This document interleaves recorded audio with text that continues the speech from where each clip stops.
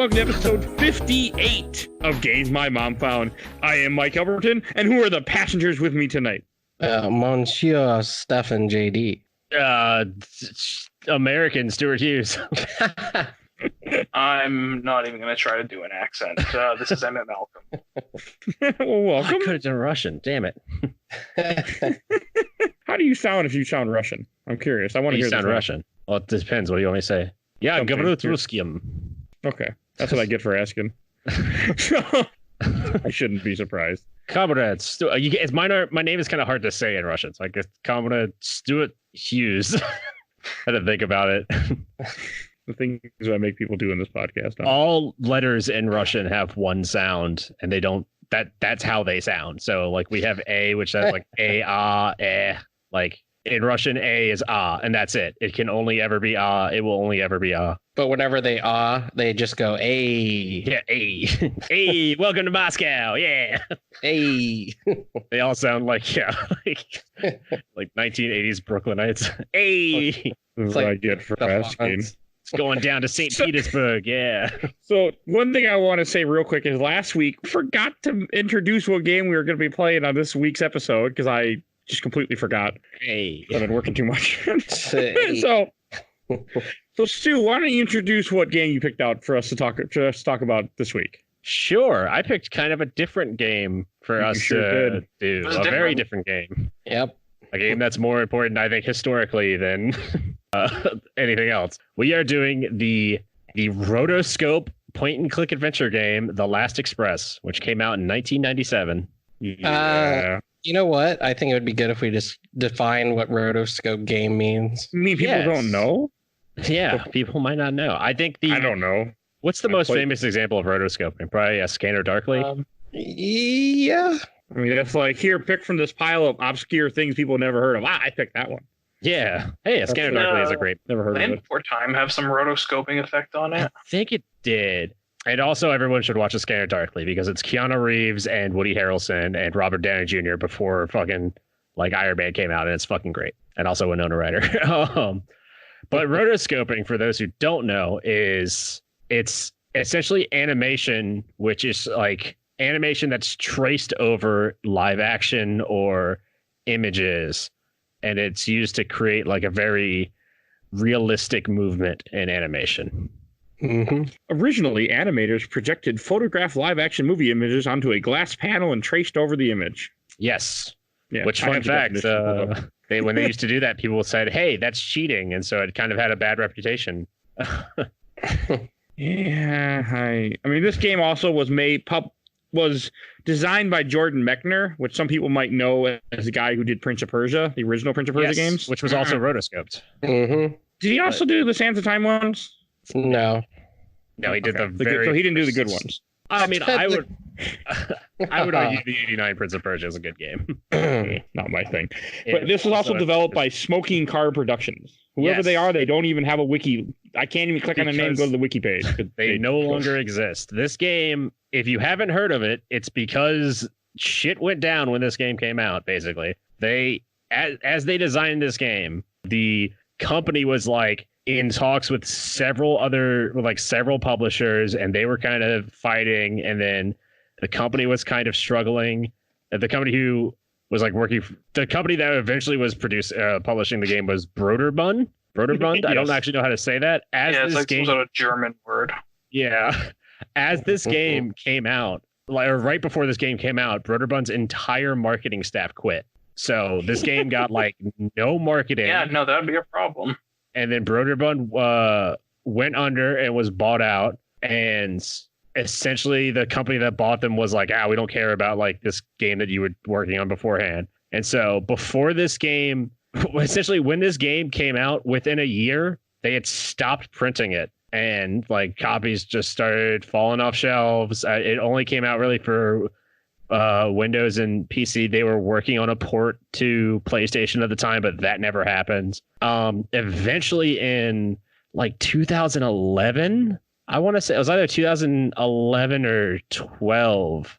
I think they did some person out there did a port of this game to Android.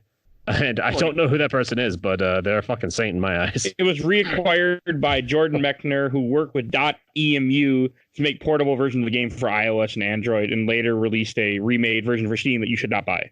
That's that's the version I played. Yeah, Yeah, that's you want to play the GOG version. You don't want to play the Steam version. My version kept crashing. Yeah. To be honest, I like have this on Android, and I play it every now and then on Android. I think I play it like once every other year or so. I really should have played this on Android. Looking back, it's just the easy. I might have enjoyed it. I didn't want to buy it on Android, and I got it in a bundle, in some weird point and click bundle for like $2 from Fanaticals. I'm like, okay, this works. I'm gonna guess that nobody has any history with this game aside from me. No, I didn't even know what the hell it was when you picked it out.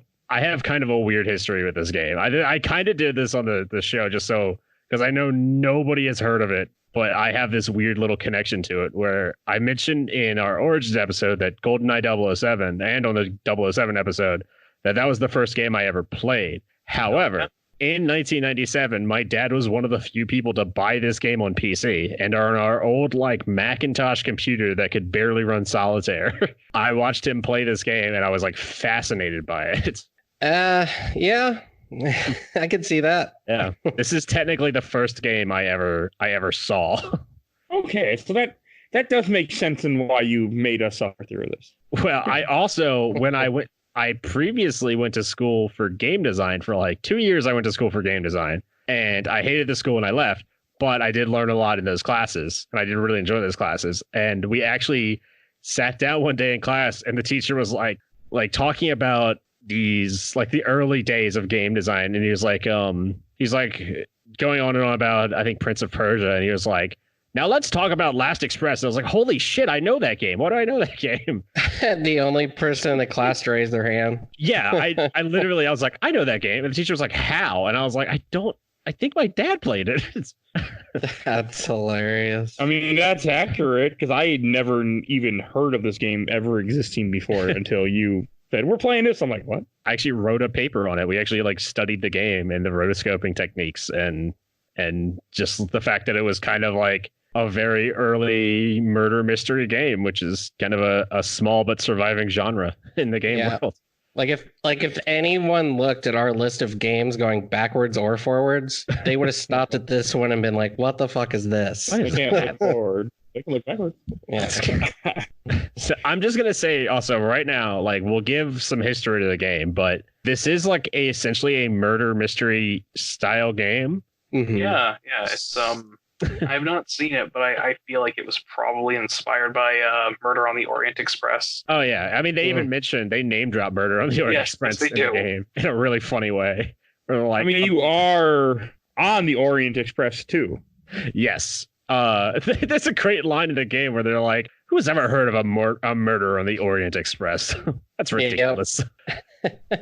But because this is a murder mystery game that's kind of like inspired by like old Agatha Christie and Sherlock Holmes serials. If you have any interest in playing this, I just know that there's going to be some spoilers. Yeah. So just to explain this game, the way I would explain it is that it plays a lot like Myst. So you're in first person view, you're clicking to go forward, turn left, turn right, interact with things, your hand will come up, blah, blah, blah. But it also kind of has the illusion of like the rotoscoping. So there are people walking around that are animated, but some of them are animated differently during cutscenes. So it's like 3 different types of animation going on all at once. And it's definitely odd, but it's so strange because you're on a train pretty much the entire game. You're stuck on this train, the Orient Express, which actually isn't the Orient Express. The fun fact for everybody, the Orient Express and Agatha Christie's Orient Express, that's not the name of the train. It's called the Orient Express because it's going through the Orient. Mm-hmm. I thought it was the name of the train. No, the name. Oh God, what is the name of the train? It's Why does Stu make me play this shit? That's what I was thinking the name. Yeah, of the train that's it. In real life, the train, like the Murder on the Orient Express train, it had a different name specifically. Orient Express was just kind of the name of those cars that would go to the Orient, but they all had like specific names. Mm-hmm. So you're Orient basically Express going from Paris to Constable. Constantinople. Constantinople at this time. Yeah. You are going to Istanbul, but at the time it was Constantinople. Now it's Istanbul. Because wasn't Turkey still the Ottoman Empire at this time? Yes. Okay, this takes place in 1914. 1 year, like two weeks. 2 weeks after the assassination of Archduke Ferdinand. Right. Oh, it was after the assassination? Yep, by only 2 weeks. This is a game that kind of, like, I really enjoyed because I also like history. So if you know, like, anything about World War I, a lot of history ties into this game as well. Yeah, there's like a lot of little things here. It's like, I see something. As someone who's not an expert, I see all the characters are... It's just these little things here and there. All the characters are based on kind of global powers or just any powers that kind of led to the outbreak of World War I. So you've got like a Russian revolutionary, an anarchist who's on the train. He's tied to the Black Hand. The Black Hand are the group that assassinated Archduke Ferdinand. That caused so many problems. There's like a Russian oligarch type character, and you've got like an American, like a British spy officer who shows up. I like a German national who's selling weapons. Yeah. Australian violinist. And also, yeah. I forgot she was Australian. I'm going to put a lot of shit on this game. It's not a bad game. I just didn't have a good experience. So I'm going to be honest. I wasn't expecting. I didn't know if anybody going in would actually enjoy this because it's a very like we're going to say the word odd a lot. It's a very odd little game. Yeah. Like well, for the part of the game I played, because eventually the game just crashed, and I was like, I need to like just watch a let's play for the rest of it. But for what I played, I had to use a walkthrough a lot. There were a lot of things I just don't know what I'm supposed to do. I mean, things kind of happen whether you know or not, but it's better to know what you're supposed to do so you can feel like you're progressing in some way. Yes, I really like that, and I was thinking about that while playing it, because I also really like Stalker. And that game kind of runs the same way, where things will just happen while you're not there. That's a good way to explain it. Yeah. It's a living world. That is cool that that time is constantly ticking in this game. That people are constantly going to a different train car. You can miss conversations if you're not standing by that door. You can sit there and knock on the same guy's door forever and just waste time if you want to. Yeah. Or you can stand in your room, watch the Iron Man movie while you're waiting for an event to take place in the game that never happens, and do that too. And time will just keep going. Did that happen to somebody that you know, Mike? Yeah, it did. We'll get to it later, but there's a part where something's supposed to happen. Like, okay, I'll just wait for it to happen. And then I got caught in a glitch where the game just kept going. Like, I sat there for 2 hours. I got past the point where the event was supposed to happen. Nothing happened. The train just never moved on the map, never got where it was going, but the time kept ticking. Yeah, Mike broke this game in a way that I have never seen happen before. I'm not the only one. I looked it up. I was looking it up as well, and I was just like, all I could do was like reset the time or like go back to like a previous time. I don't know what's going on. Like, I couldn't figure out what had happened to your game. I heard what I got was uninstall it and reinstall it, and at this point it was Friday, and I knew I was busy as hell Saturday. I'm like, yeah, YouTube. I just watched the end of this game. But to give like a little bit, like a short little summary of the story. Basically, that's going to be something, because this story has a lot of twists and turns, and there's something towards the end. I think we all know what I'm talking about. We're just like, this game has We'll talk about the ending at some point, because the ending is just kind of like wacky and like even stranger than it's something. But for like a short little summary of this, there are 35 characters in total, like significant characters. Many? Yes, but I did not know that. Is the dog counted among that? Yes, the dog is very important to the story. Yeah, Max is important. Yeah. Max is a husky-looking dog or a wolf-looking dog or something? Yeah, he's a husky. Okay. Yeah, but there's like 35 characters that are all like exist on this train. Some get off at certain stops, some get on to certain stops. And you are essentially all you really know when the game starts is that you were coming to this train to meet your friend. He has been murdered, and you have to find out what happened. Well, you don't even know he was murdered. You get on the train by motorcycle, and you have no ticket, and you just jump on the train. Like someone drives you on a motorcycle, and you jump off onto the train to get on. Yeah, because you were late for the train. Okay, that's what it was. Yeah. All right, I thought you had no ticket. And you find your friend dead, and it's just like, what happened? And through the series of moving through this train and interacting with different characters, you kind of start to put together some pieces, and more questions start rising up, and you realize that there's a lot of, just like Murder on the Orient Express, there's a lot of like character dynamics happening that you're just kind of being thrust into the middle of. I got a funny thing. Like early on when you first go in that room and you find your dead friend, I picked up the body and I want to say I left all the blood on me, and I went outside to go talk to someone to tell them, and I got game over immediately. I'm like, well, that was the right choice to do. I saw that picture you posted on Instagram of Robert Kath covered in blood, and I was like, ooh, Mike fucked up. That is something that happens collectively on this game. Like every decision you make could lead to a game over. Like the part that Mike's talking about, I actually threw his body out the window, and I was like, well, I guess that's over with. And then I just walked out. Yeah, why do you have blood on you, sir? Oh, fuck.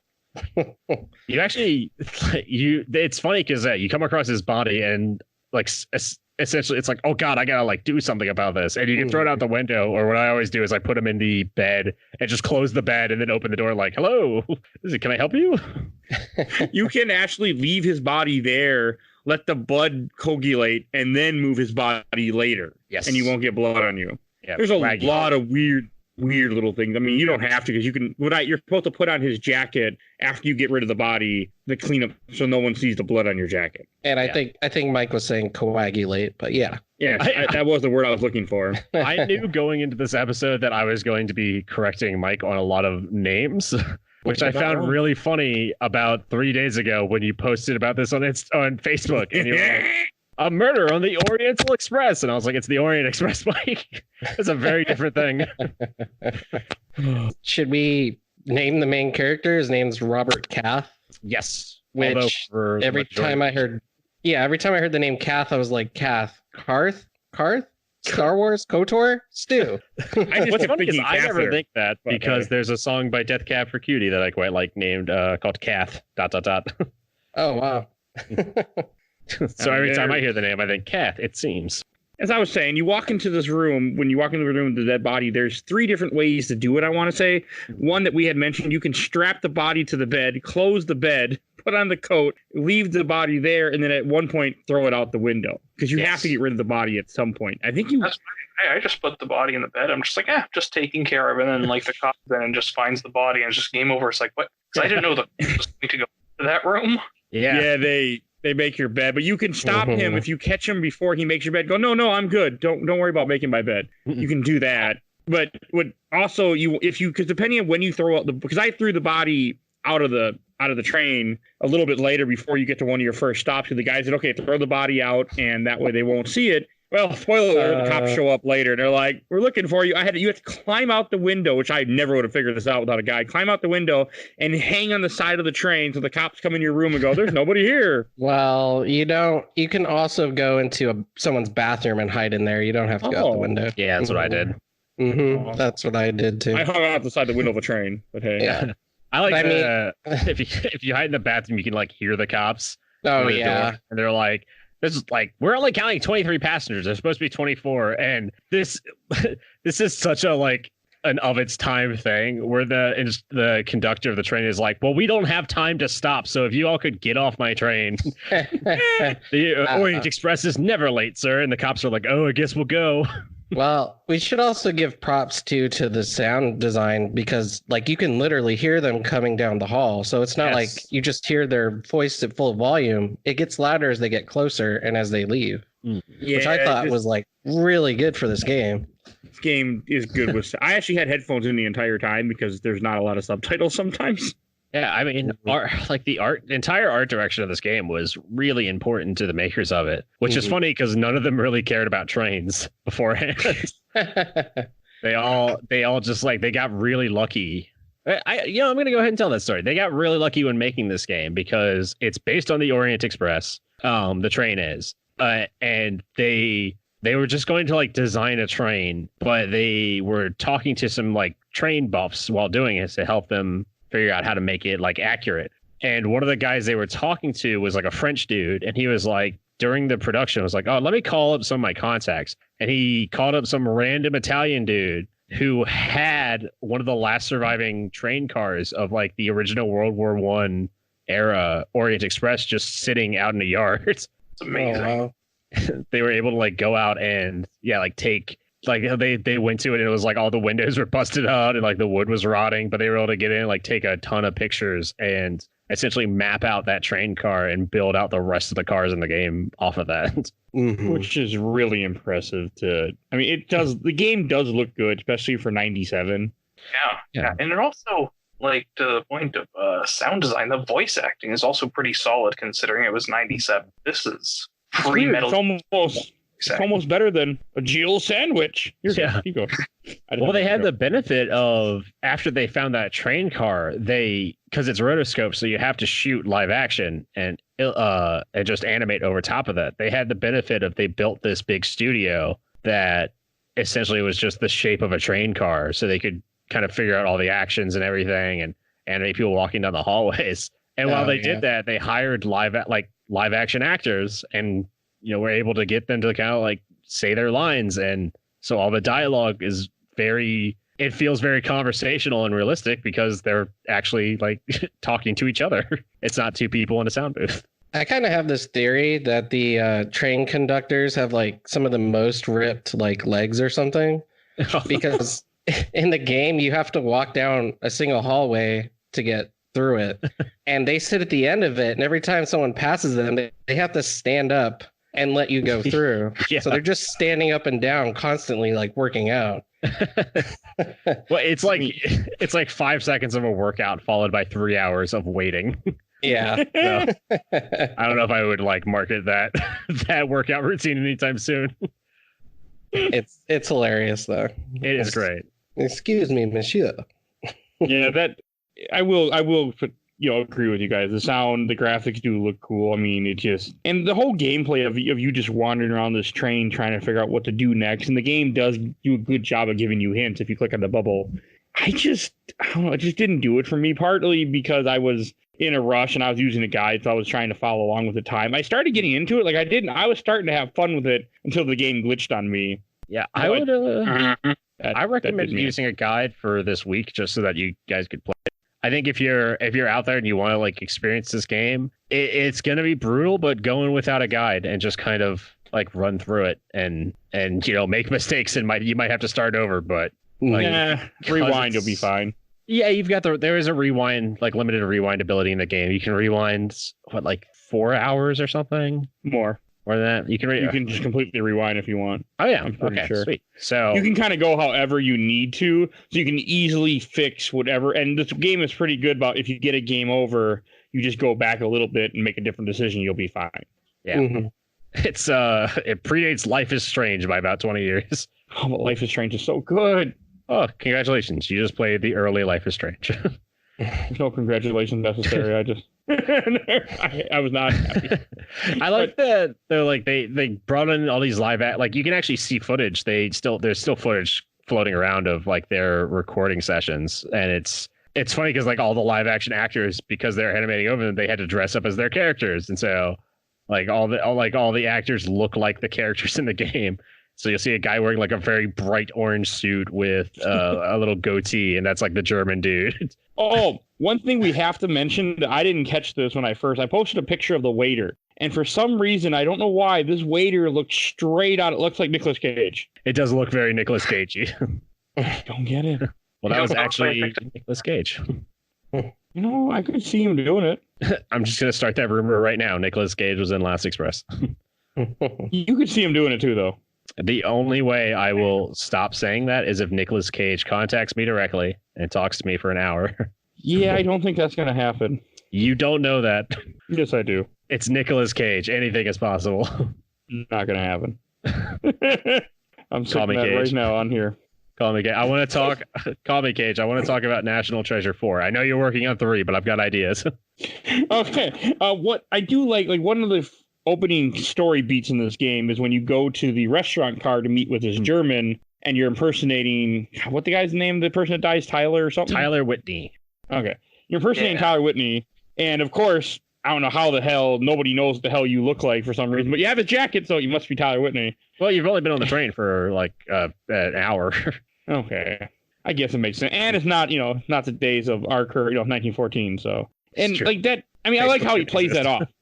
Like he doesn't know exactly what he's there for, but he's just kind of playing along to try to get information out of the guy. Though, why were you meeting this German? What's going on? What was your buddy up to? Like, I did like that. Yeah, you don't know anything about anyone. And like August Schmidt is just like, so the deal is still on, and you're like, of course it is. And remind me what I'm buying again. Like, don't worry, you'll see it in Vienna. And he's like, okay. There's some cool, like you're supposed to have gold to give him, I guess, but I'm wondering, when they were talking about the gold, were they talking about the egg because Tyler has a case in his room that has 2 missing things in it, and you don't know what happened or what they were until later you find out. Yeah, that's kind of separate. From this is like the first instance of like, I'm talking to this character and you're like, oh, this must have something to do with Tyler. And what you come to find out later is that it kind of has very little to do with the egg. The egg is just also a thing happening on the train car. Oh, okay, not okay. Yeah. Yeah. Spoilers. You don't find out what happened to Tyler until like the last 5 minutes of this game. That's when like the pieces click in together. Yeah. I do want to ask though, who is the English guy? Because there's a part where you have to, I forget his name, but you have to like help an old man. You like give him some tea as medicine, and you say you're a doctor, and you announce it to everyone. Mm-hmm. And then later on, you're sitting down at a luncheon with one of this English guy, George Abbott. George Abbott, and he's not even trying to figure out if you're lying, but he's just immediately deducing like everything you're saying is bullshit, because he's like, a doctor from America. That jacket looks kind of short on you. Was it made by a French guy? Yeah. He's just like deducing, breaking it down. And Tyler's like, shit. He's like, it's strange that you know this. You're such a young doctor and you know this like Nigerian cure for a panic attack. Yeah. And he's literally telling you like, come on, come clean. You're fucking bullshitting us. But like he's not doing it on purpose. I both love and hate that character because he shows up in the middle of the journey to throw a wrench into everything. But he's also so funny where like you can come across him getting on the train and he's just talking, like you can eavesdrop on him talking to everybody, and he's such a dick. He does that to every single character he comes across, where he's like deducing everything about them. He's like the quintessential Sherlock character, where he's like just saying super dickish things without realizing it. I think I talked to this guy. He even has a conversation with a waiter where he's like, so why is the American not throwing around all this money if he's such a big doctor? Yeah. He's just unusual for an American. Yeah. He's like ask everybody he comes across, he's asking about you, and like he just knows you're listening in. It's just so funny to me. I don't remember any of this. Yeah. You definitely came across George Abbott because he has his conversation he has with you at some point in the game. It's not like mandatory because nothing in this game is super mandatory, but it's something that I doubt you would avoid. He has a conversation with you later where he's talking to you about like becoming a spy. We never had that conversation. Oh, wow. That's for my game glitch. But you said you watched the rest of the game. Was that a lie? I watched the rest of it, but not what you're talking about. But yeah, that's for my game glitch where I went to go talk to him. I stood in the room, sat down the chair, stared at him, no button, waited, no button. I waited. The girl never walked in the room, waited. In a room. You're supposed to talk to him in the dining car. No, yeah, in the dining car. The girl never came to the dining car. She never had her drink like they did in the YouTube video, like the guides, like the multiple guides I looked at said. Waited. We were supposed to hit that city. Waited. And then so I said, fuck it, I'm done. I don't know what happened to you then. Yeah, I've never had the game like glitch or anything there. I've had the game glitch later because of something I fucked up, but I don't know what happened to your game. You probably had to wait because there were enemies nearby, Mike. I hate you. What were you going to say, Emmitt? I was saying, was this the Steam version? Yes. Yeah. Yeah, I didn't get that glitch, but I got some really weird glitches. Mm-hmm. It's a game from 1997, and it's a game that I recommend to certain people, but I always recommend it with the stipulation that like, look, it's a 97 game. Like a 97 PC game. some stuff might go wrong. It is kind of cool. Like, it was kind of fun, going through the mystery and, how real time, like every 1 minute in real life is 6 minutes in game time. Which is cool most of the time when your game glitches and you watch 2 episodes of Clone Wars and the Iron Man movie and the game still hasn't progressed. Not so cool then. We're gonna find out that like Mike accidentally paused the game somehow. No, I didn't. I actually would check and see the time was moving, and I looked at my guys. Okay, 4 a.m. they're gonna attack. Okay, 4 a.m. Oh, it's 6 a.m. They haven't attacked yet. That's weird. It's 8 a.m. They haven't attacked yet. Okay, nobody's waking up. What the hell is where's the breakfast? Yeah, that's what I realized. Because my game glitched to the point where even though everybody's supposed to be get up and breakfast is supposed to be served, there's supposed to be stuff going on. Nobody woke up. Everyone's just sleeping because the game couldn't figure out what was happening. I wonder if like you got stuck in the nightmare sequence or something. No, it wasn't nightmare. I did get the one nightmare where in this game you do go down for a sleep and you wake up, and there's an Easter egg in this too, where if you go out of hit the bell 3 times, go out of your room, walk down the hallway to one of the conductors, he'll be juggling 3 heads for some reason. He'll take his head off and start juggling it. Yeah. Wow. I didn't see it. That's like you don't go to sleep. That part you just kind of like transition into that without realizing that you're asleep. That's my favorite part of that. No, I thought you walked over the bed and hit the Z's and went to sleep. Yeah, but it just like transitions into like, okay, it's the next day. Like it doesn't like outright say you were dreaming. No, but when your buddy is laying in bed and pulls an egg out of his mouth, that kind of helped me realize I was dreaming. So at the very end of the dream. Yeah, it was a little weird. I was like, what's going on? I mean, there are some cool characters. Like, I didn't know she was Australian.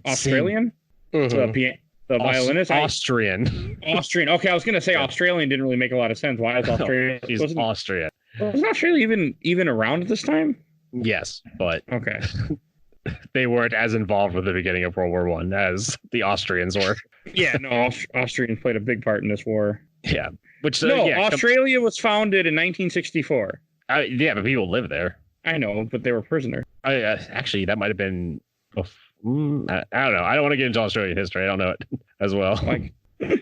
Australia was founded in 1964, but Australia fought in World War II and World War I. I don't know the history of Australia well enough to know how that worked. I have the wiki pulled up, but it's a lot more reading than I can do in the 5 seconds I want to do it. So I think like most places in World War I, it was considered a British colony.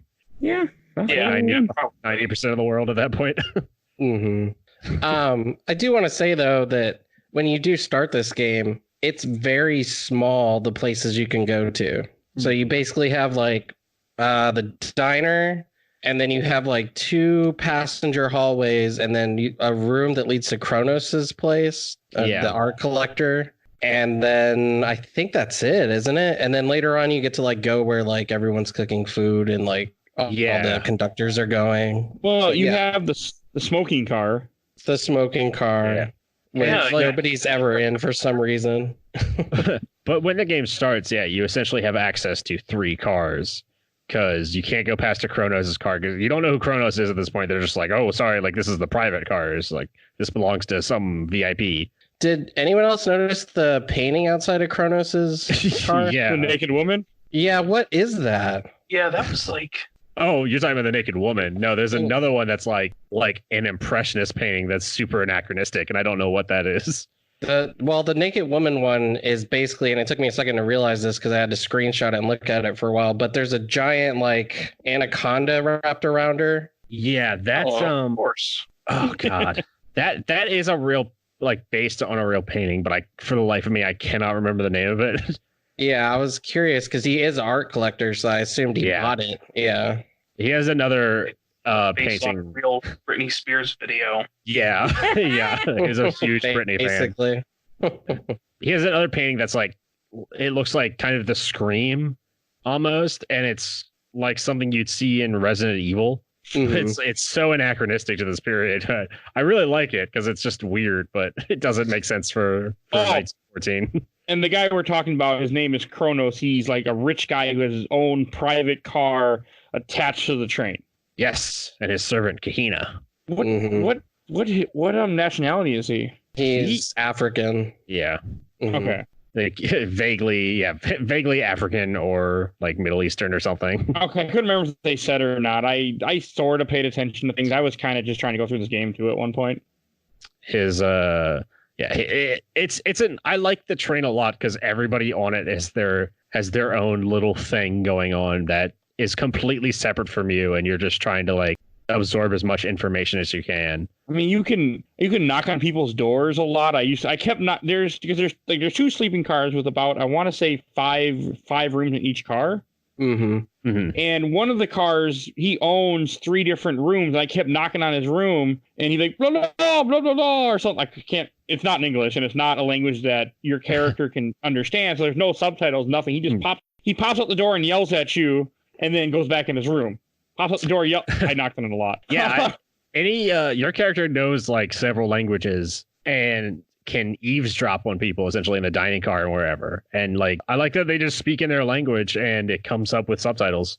Something very simple about that I really like. Mm-hmm. It was cool. I feel like a lot of with sorry. No, go ahead. I like the bit where it's I think it's 2 socialite women, and they're talking about, oh, look at the American. Oh, he's a very handsome man. Oh, don't talk about him that way. That's weird. It's like, he can't understand what we're saying. If we just speak, don't look at him, he will have no idea what we're saying. Those are also they're the lesbians. They're like, okay, that's what I thought. Yeah, they're like, they don't matter to the story at all. I love that. They have no bearing on like anything else. They are just 2 women traveling together, but you can totally break into their cabin at some point and just like read their diary and shit. Oh, you're talking about Sophie and Rebecca? Yeah. They don't like, they only exist as kind of like, they're not even like a red herring. They're just like a dead end that you can go down when you're looking for clues. Mm-hmm. Because they kind of like, they say stuff at the beginning that kind of implies there's more going on. Everybody says stuff like, oh, the Americans here. Like, do you think he knows about the? Oh, shoot, don't talk about that. Like, they all kind of have that kind of dialogue, and they say stuff like that, and you're like, oh, like I should go investigate what's going on with these 2 random women traveling together. And yeah, you break in, and you just find out that like one of them is like kind of not that wealthy, and the other one's a little wealthy, and they fell in love, and they're like running away together. It's like, oh, it has nothing to do with the story. It's just like a nice little detail they throw in the background. Mm-hmm. These characters have like full lives outside of what I'm doing, and meanwhile I'm like murdering people left and right while they're trying to like elope. You only murder a couple people in this game. Yeah, it's true, and it's all justified because they're all foreign. They're all trying to kill you. Yeah, everybody's got their motives, and like you are just a problem. The old guy that we barely mentioned is a Russian oligarch, which I didn't realize until I was reading the plot of this game. Yes, he's a count. You have who is the guy making the bomb in the room next to you that I didn't catch it, but if you climb in the window at the right time, you can see him making a bomb. Yeah, Milos Jovanovic. He's a Serbian. Okay, so it fits along with the whole World War I thing that's happening. Yeah. He's part of the Black Hand, and I believe that he was going to give Whitney like guns or something, Whitney, you come to find out that like August Schmidt, who's the German dude, is the arms manufacturer. Like Whitney has been helping Anna, who's the violinist, who we'll talk about because she's very important to the story. Yes. Like they're kind of setting up August Schmidt by selling guns to the Serbians, and it's like it's a sting operation essentially with all these spies.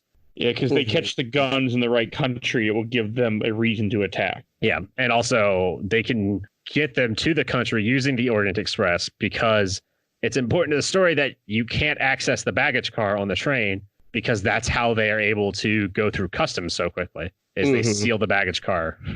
But you can sneak into the baggage car whenever the conductor gets up to say, dinner served, and I would run in there and run in the baggage car for no reason and go, okay, nothing's over here.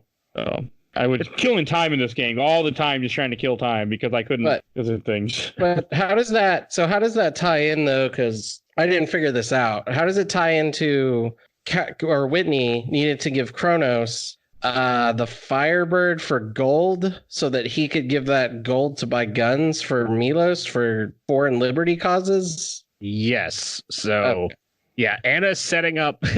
Explain this game is like having the fucking cork board with like the yarn all over. Yeah. Yeah. Anna is setting up Schmidt, who is selling guns to the Serbians. Whitney, who is not really he doesn't really know that. Whitney is kind of like a sympathizer to the anarchists because like the whole looming threat in this game is that like war is about to break out and everyone's kind of panicking. Mm-hmm. So Whitney he's selling the Firebird to Kronos to get gold, to give the gold to Schmidt for the guns, to give the guns to the Serbians. Oh, and we hadn't mentioned it yet. The Firebird is a little gold whistle that was inside the chest that Tyler had. Yeah. That is missing when you get on the train. It's an egg and a whistle. Well, you just know that it's an egg. Like they show you at the beginning of the game. There's like a newspaper clipping that says like Firebird stolen. I didn't read that. Oh, I actually missed that. Yeah. But yeah, okay, the Firebird is like it's like a Fabergé egg. Well, it's not Fabergé. It's Chinese in origin, as they say. It's but an it egg looks like egg. a Fabergé Just egg. A regular gold egg. Nothing special. Nothing weird about that.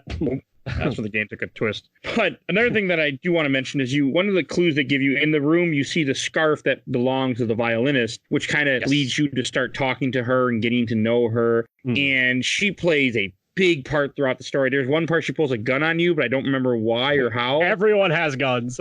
Yeah, they do. There's the Russian on this train is hiding guns somewhere. The Russian oligarch.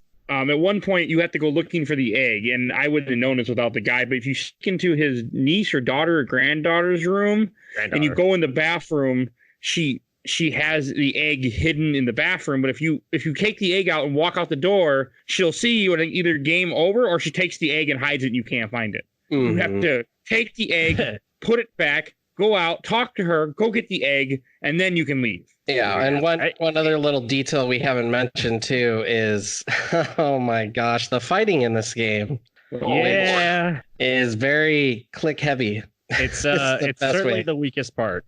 Yeah, essentially what you're doing is watching two people dance badly, and then when one of them moves, you have to click to dodge. That's it. Or click to punch after you. It's a very 90s video game grunt sound. I love in the early days of PC games, for whatever reason, they like PC games in the like 90s, they kind of forgot that keyboards existed too. So they're just like, well, you have a mouse, so all the controls have to be run off the mouse. Like, I don't know who came along and was like, hey, what if we make like buttons on the keyboard work? And they're like, oh my God. Genius. Yeah, the fighting was stupid. There's only a couple fights in this game. There aren't many. I only got to do one or two because my game froze. Mm-hmm. But they're certainly the weakest part, but you got to have that action in there because it was interesting. Like, I mean, I found the characters interesting. I did like that. And I only fought the Austrian guy who gets killed later on because he tries to kill the Russian oligarch, and he gets stabbed, I think, by his own knife, or someone kills him. I didn't pay attention. Oh, Milos the Serbian dude? Yeah. Yes. Milos the Serbian dude is there's just something about that flows. And that's when you find out that there's a bomb on the train that you can see earlier. Even though I took the timer out of his room, he still put a bomb in somehow, and I went and did I died like over 10 times before I realized you have to take one of your items, which is like a paper passport or ticket, something paper, and stick it in a certain spot on the bomb, and then it disables the bomb. I want to say if they opened up a restaurant called the Last Express, Milos the Serbian dude would definitely be a sandwich in there. That'd be great, yeah. And all the waiters are just named Milos, and they're Milos the server dude. Get a Nicolas Cage to be a waiter. Oh my God! Yeah, Cage, call me. I have ideas. Don't do anything. I'm waiting for Nicolas Cage and Capcom to call me. Basically, it's like the backstory of this podcast. That's the meta game to all this. Good luck with that one. I really like that interaction because you have Vasily Obelinsky, he's the count, the Russian count, and his daughter Tatiana, and it's kind of implied that like they're kind of metaphors for like the Tsar and like the younger generation, particularly Anastasia, like that, like the last kind of Tsaresses, Tsarinas, I think is actually the term. Okay. Yeah, and then you have like there's like a lot of metaphors going on in this too. It's great. Like you got the old count who is kind of like like you're introduced to him and he's not quite there. Like he's got some mental problems, maybe some like senility, which is kind of like a good metaphor for like the Russian upper class just being disillusioned and not really understanding anything about like the rest of the country. Then you have like, the Serbian anarchist, and he's trying to like tempt the younger generation away from this old structure. It's great. Okay. That is interesting. I know a lot about World War I, but I didn't pick up on a lot of what was going on because I was just kind of so busy. But it was after the bomb where the game had glitched on me, which is like, this is getting where it gets really exciting. One thing I should touch on before the bomb that doesn't matter too much. There's a concert, which is what you can use to sneak around the train and go in people's room because everyone's in the concert. And that's how you have to do something so stupid. I would have never figured out the guide. You have to go climb outside one part of the train on one of the side of the cars, go on the roof, climb over the roof, jump through a window, hit a secret button on a painting inside Kronos's bedroom car, grab a suitcase of gold. Well, you're in Kronos's car. Yeah.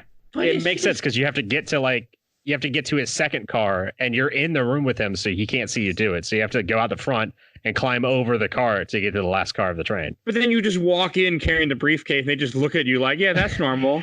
I mean, yeah, well, they both they share a look like, oh, fuck. It was How did that happen? So obvious. And there's a game over in there. I didn't get it, but it's there. If you get caught, if you don't give her the gold, she'll kill you. What I did is I hid the gold in my car, grabbed the egg, hid the egg in the baggage car because you can hide it in this kennel where there's a dog that we haven't mentioned yet, Max. And if you let the dog out, he'll run, not too much. We mentioned that he exists. He runs back to his owner, and you can hide the egg in the kennel on the like right by the water dish, and then it will stay there it will stay there the rest of the game. Mm-hmm.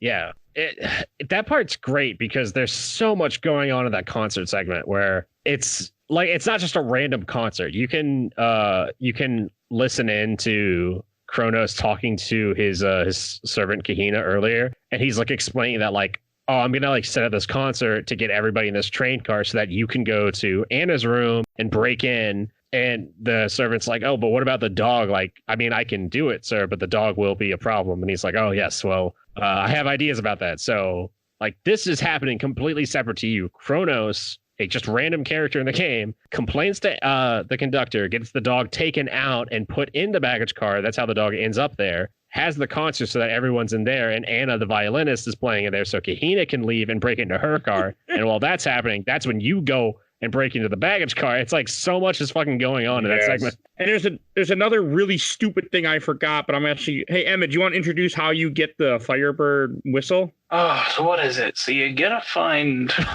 oh yeah, like some weird matchbook. Yeah, you have it in the jacket. Yeah, okay. You've got a matchbox. And it's like, oh, it's this trick matchbox. And you show it to the little kid. He's like, oh, I pick up the whistle. I will give you the whistle for the matchbook. And then you got to like trade the kid the weird matchbook thing for the whistle. Okay, you did it differently than me then. Mm-hmm. I caught the beetle in the smoking car and traded the beetle for the whistle. Oh, I didn't. Oh, yeah, that's how I did it. Yep, that's how I did it. There's like 3 or 4 solutions to almost every problem in this game. Like how Mike was talking about the bomb, you use the passport to disarm it. I disarmed the bomb with a match. Oh, yeah. Okay. You can like burn one of the wires, and it disarms it. But then you have to. Oh, you burn like after you had it opened it, you burn one of those wires. Yeah, there's a lot of like very strange solutions to everything in the game.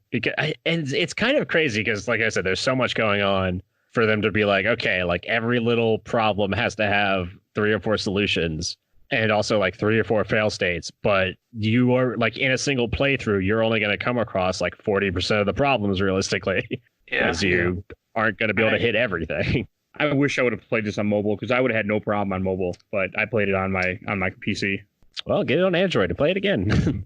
This is a game that's very good for repeat playthroughs because even knowing the ending, you can play through the game a different way, or say like, oh, I've played through this, so I know about that conversation already, so I can go explore other parts of the train and like get a full picture of everything that's happening. Oh, and that whole reason why you get the suitcase of gold is so that you can show it to the German, so that way he gets that. Otherwise, he gets off the train if you don't show it to him, and then you never get one of the endings. So I showed it to him. I hid it back in my car. And at some point, I was going to give it back to Kahina because I didn't want him to kill me. They stole the gold back from me. I'm like, oh, okay. You were such a dick to him throughout the entire game. And he is like the nicest person to, like, he is so patient with you. August Schmidt. He is just like, he thinks you're Whitney, and he's like, oh, like, hey, Whitney, like, you're here to sell me the gold, yes? And you're like, yes, of course. And he's like, like, he just keeps coming. He's like, so about this trade, like, I just want to make sure you've got the gold. And you're like, of course I've got the gold. And he's like, can you just show it to me just to prove that you have the gold? And he's like, no, of course not. I wouldn't show you before Vienna. And he's like, well, I'm getting off in Vienna. It's it's very Legend of Zelda when the gold opens too. Yeah, it is. I like when you show him the gold and he's like sweating and dabbing his forehead, and he's like, oh, thank God. Like, I don't know why you were being so strange about this beforehand. I don't know why you didn't just show me in the beginning. It's odd. And I was glad when they stole it, though. So I didn't die. Even, like, you could argue that when you don't have the gold, it makes sense to kind of like push, like, blow them off and be like, oh, I'll show you later, because you don't have anything to show them. But even when you have everything to show them, you're still a dick to him for no reason. He's like, oh, like, it was excellent doing business with you. And he's like, yeah, like, whatever. I gotta go talk to this violinist. Although you can come across him like absolutely shit-faced later in the game and dance with him, and it's great. I did that too. Oh, yeah. Because he has a date. You walk in.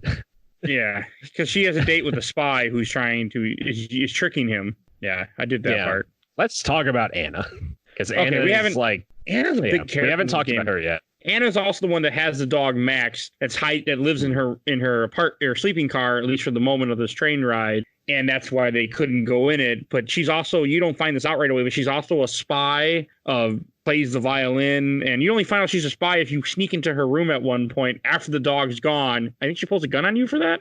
Mm-hmm. Yes. So then she pulls a gun on you later for stealing the key. I did. Yeah, you're conflating like 3 separate events, and it makes it sound very strange. She pulls a gun on you, and then you kiss her.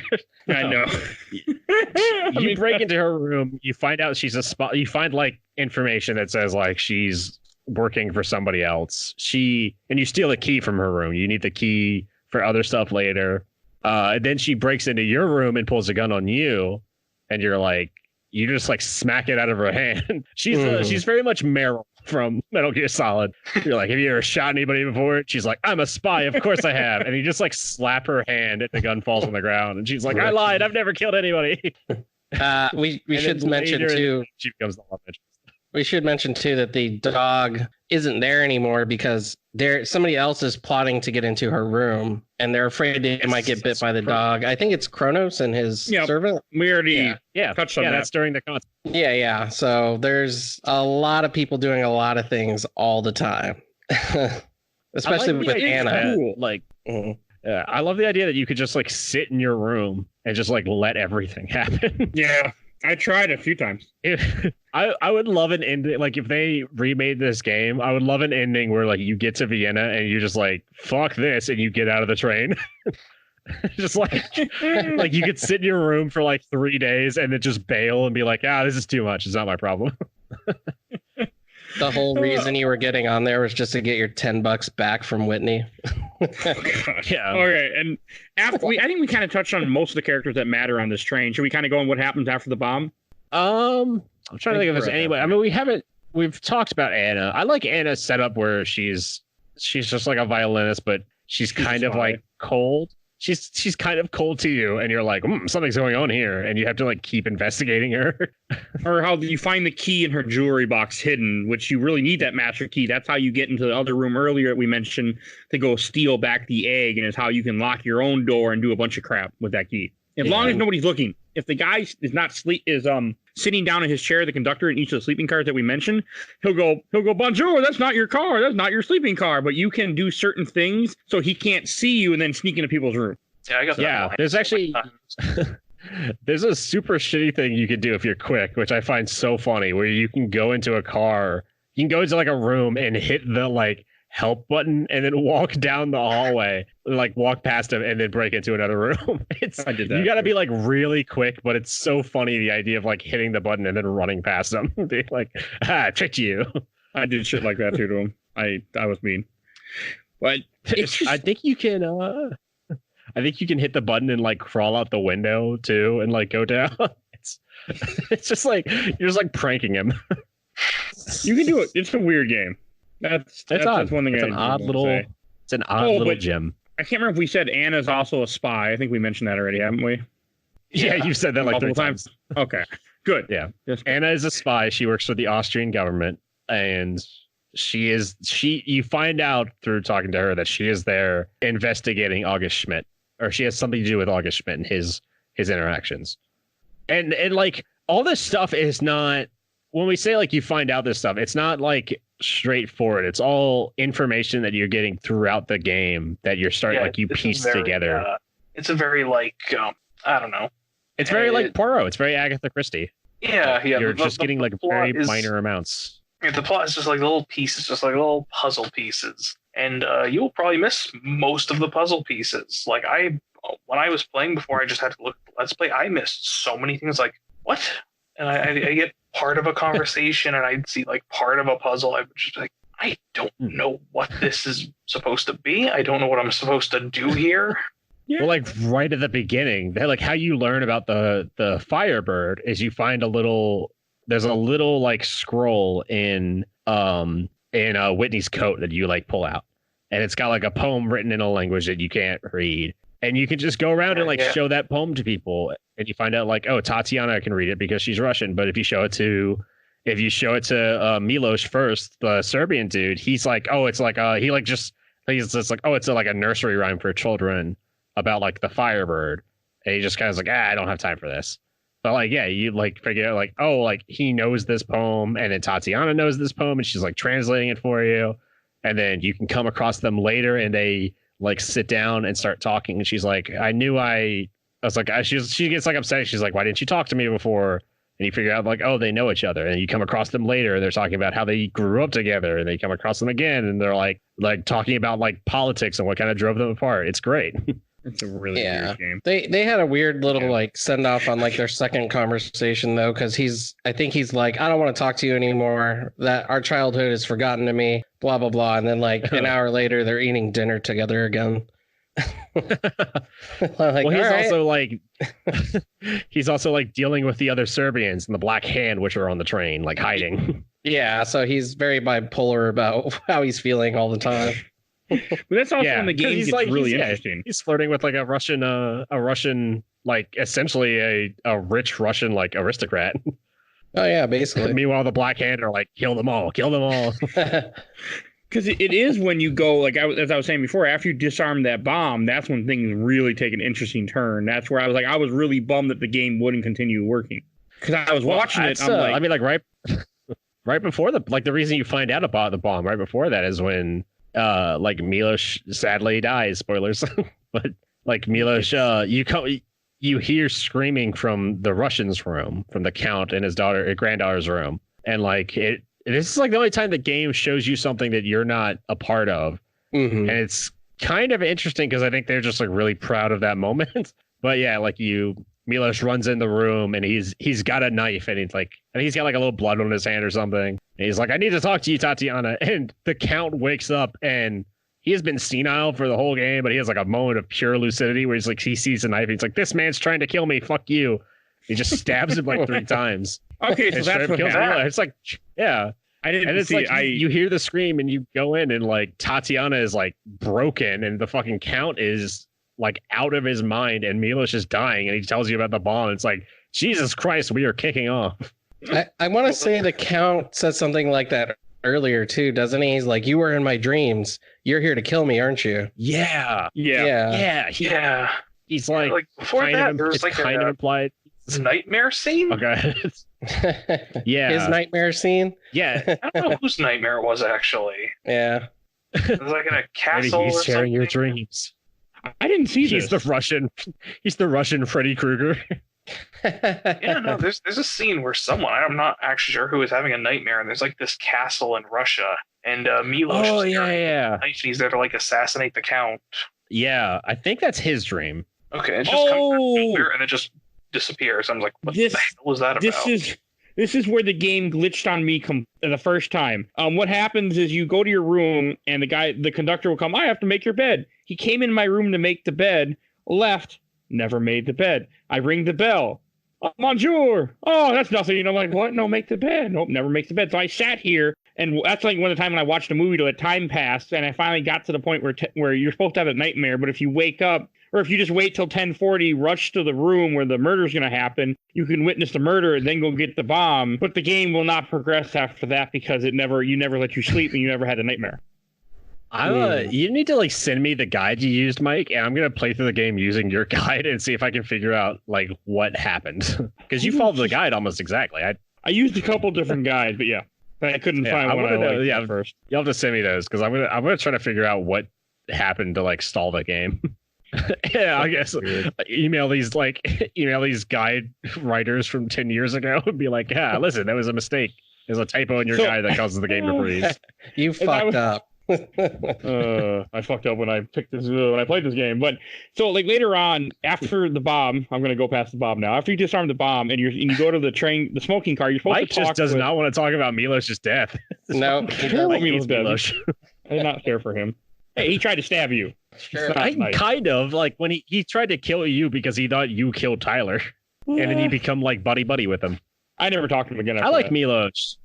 Oh, I love Milos. He's just he's your standard. He's just an anarchist looking for his way in the world.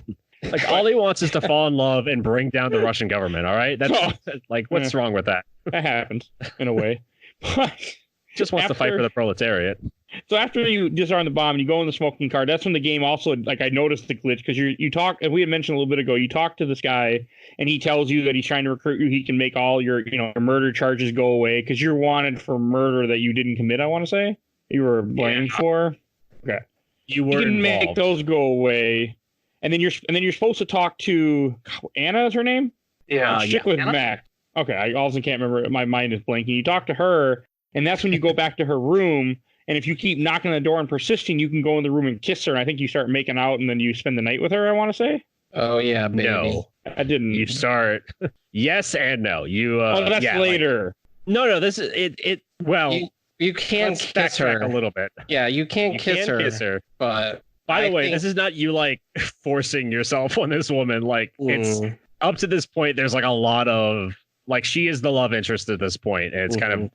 Implied through a lot of stuff that you both have feelings for each other. So it's not you just beating the door down hey lady, make out with me. It's okay. No, it's not. Well, and they also trust each other because of the thing that happened in the cargo earlier where she was pointing the gun at you, but then you kind of saved her and she saved you. Yeah. After you smack the gun out of her hand, some random black hand guy comes in and tries to kill you and you got to punch him out. Did he knock you out too? Because you wake up in the baggage car? That's later. That's after this. So time, I think you start fighting him, and then she pulls out the gun behind him, and you're like, yeah, haha. And then you guys trust each other, and then later on, that's in the luggage car. When you go to the luggage car to check on the guns, that's when that happens. Right? Yeah, not in her car. I was thinking of in her car. This is not confusing at all for anyone listening. I'm confused, and I played the game. Okay, hold on. Back up. Hold on. Let me set this scene straight here, because we are all over the place. This is a nightmare. Year is 90. Is after. Yeah. Right. Let's go. All right, we're going back to 1907 now. You have disarmed the bomb. This is right after Milos is freaked out. Milos has died. He told you about the bomb. You disarmed the bomb. And then George Abbott, the English guy. That's why Mike was upsetting me. He was like, let's burn past the bomb thing. I'm like, you can't talk about the next part without talking about the bomb segment. It's so important. Immediately after disarming the bomb, that's when George Abbott was like, good job, old sport. Let's go have that drink now. And he just kind of saunters off there's still a bomb here. Shouldn't we be worried about this? And he's like, nah, we'll just go have a drink. You drink with him. That's when he tries to recruit you. And he's like, you learned that you did not kill the sergeant. At the beginning of the game, there's news reports and stuff about the police are looking for some American doctor who was involved with the murder of a Irish policeman. And he's like, I know you didn't actually kill him. You were just helping the guy who got into a fight and killed him, and you were just keeping him alive. And it's I know you're a doctor, that's what you do. But if you want to work for the British government, then come along and talk to me. We'll drop the charges. And you're like, nah, I'm good. That's when you go talk to Anna. Yeah, because that's like the only backstory I want to say they give of your characters, that you got into a fight with that guy who was fighting two Irishmen or something. Yeah, pretty much. Like, you just know that you were involved with something, and that's why you're trying to get out of the country, and like that's why the police are looking for you. Right, which we also didn't mention. When you get on the train at the beginning, or you see it leave, there are policemen there, and you're eyeing them. Yeah, you can actually find documents in Kronos's car where he hired like a spy he hired like a investigator to follow around Tyler Whitney, and you find out like Tyler Whitney's been living in your apartment and he's been like looking for you, which is kind of sad because at this point you're he's dead, and you find out that he's been like actively searching for you, and he like desperately needs to find you for something. Mm-hmm. Yeah, and that's cool. when the stuff with Anna happens. Yeah, you're walking down the hall with her, and it's like after all of this nightmare situation is kind of ended and is dying down, and everyone's just like, oh, we need to go to bed. Like Tatiana's kind of like something's up, like she looks like she's had like a mental break, and yeah, you break into Anna's room and it's just like, oh, like let's just start making out, and then the train starts to stop. Yep. I noticed too that the Tatiana, like one of the things she does on the train a lot is she'll go to the passageway between cars, but before you get to Kronos's room in the car before, she'll always go there and smoke because she's frustrated. Yeah. I like her little. There's a moment where it's like you could just come across her playing chess with Milos. And it's just like a little happy little moment with them. Yeah, like they're not talking about anything. They're just like smiling, playing chess. Oh, what were you gonna say, Emmitt? No, I was just saying, yeah. Like I like the little bits where they're playing chess together. Oh, yeah, I forgot about that. But yeah, I don't know. This game just wasn't. That's when like at that moment they're like, oh, thank God that whole bomb thing was over, and then the train just like shit hits the fan immediately because the train, I was like, the brakes hit and the more Black Hand guys get on the train and they start to take it over. Right. I was really bummed at this part because I had to watch a YouTube video of everything past this, and I really wanted to play this because all the Black Hand people get on the train. You're tied up in a baggage car and you have to escape and then take out the guy, and the great fighting. Yeah. And I think you have to then he climbs on the roof and fights guys on the roof. You have a crowbar and they have a sword. Like I was like, what the hell?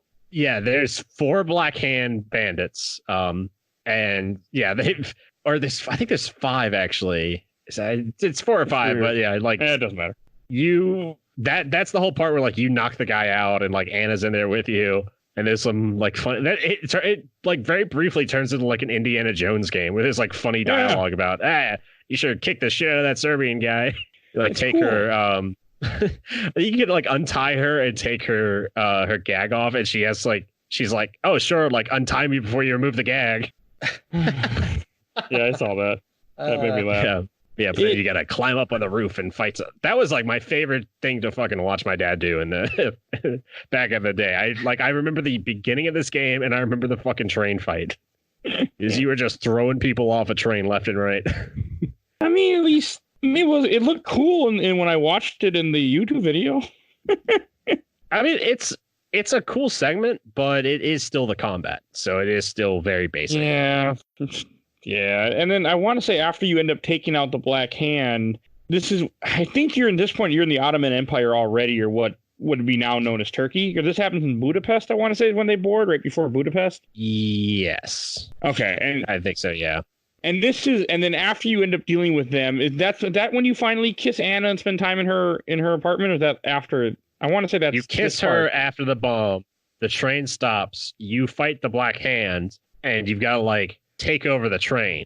And then it's like, yeah, I think you kiss after you take over the train. But that part's cool because you gotta like you fight your way to the front of the train. And is that the part where you that's not the part where you like, oh no, okay, yeah, there's some stuff happens in between this and later, because at some point like you detach the back train cars and you're just like, go on, that's right after this, I want to say, or no, it's after. Yeah. No, I think it's with the event with Kronos. It's a little bit later, yeah. Yeah, at this point you're fighting to the front of the train. There's a police officer, and all the characters in the game are like stuck in the dining car, which is great because you get to like see everybody that's on the train at this moment. I remember now. All huddled around. you detach the car because you're going into one of the countries, and since you have you're worried if they stop you at the crossing, that's why they board the train. You're not going to make it to where you're going. So you keep feeding coal into the train after you knock out the bandits that were in charge of the train, and then they ride right through to get through the checkpoint, so they won't be stopped. That's what it was. Mm-hmm. Yeah. Because this was the excuse they needed to invade the Balkans, is what they were doing with the whole trade and everything. Mm-hmm. Okay. Man, this is a complicated game. That you get to the front of the train and, well, first of all, like, you're in the dining car with everybody and they're like, the bandits have taken over. And you're like, don't worry, we'll go stop the bandits at the front of the train. And the cop who's on the train, not Abbott, like a random police officer that's on the train, he's like the security of the train. He's like, oh, okay, well, everyone just go back to your cars. Like, it's immediately like the situation in his mind is taken care of. He's like, oh, not my problem anymore. All right, everyone go to sleep. It's still nighttime, so, just don't worry about it. It's the equivalent of like finding out that like, your plane has been hijacked and the attendant has come out and be like, okay, everybody, just let you know the plane has been hijacked, but we are dealing with it. We've sent one of the passengers up to talk to the hijacker. So if everyone could just turn off your emergency lights and go ahead and stuff those oxygen things back up in the top, that'd be great. If anyone needs any nuts, just let us know. Go to sleep. Yeah, we'll be turning off the lights and turning on the fasten seatbelt button. So if everyone could just, and then just send a passenger up to like beat the shit out of the hijacker, and it's just like, okay, everyone's situation has been handled. We will be resuming our flight to Boston. Oh, God. Quick thing about and then everyone hugs. Security cop. There were a few times playing the game where I'm walking down the hallway the same time he is, and every single time, like every frame, I click to go forward. Not frame, every still, I click to go forward. He's walking forward, and he turns around, and there's a whole animation of him turn around and like give me a little salute, and then he walks forward. I walk forward, turns around, gives a salute. It's like, oh, okay, can we just walk? Like every we don't need to do this every time, sir. It'd be great. Like at the end, you were just like, "Why do you do this?" And he's like, "Sir, this is the Orient Express. Manners are everything." The Oriental Express, like I said, the Oriental Express, as Mike calls it. Only that one time accident. It did. By the way, cool. the train in the Orient Express is the Taurus Express. I looked it up. Oh, okay. Cool. Learn something new. I knew it. It's a lot of people. It's like the Frankenstein thing, kind of, where people think that the Orient Express is the name of the train, but it was specifically the Taurus Express, which is still running. Not anymore. It ended recently, I want to say.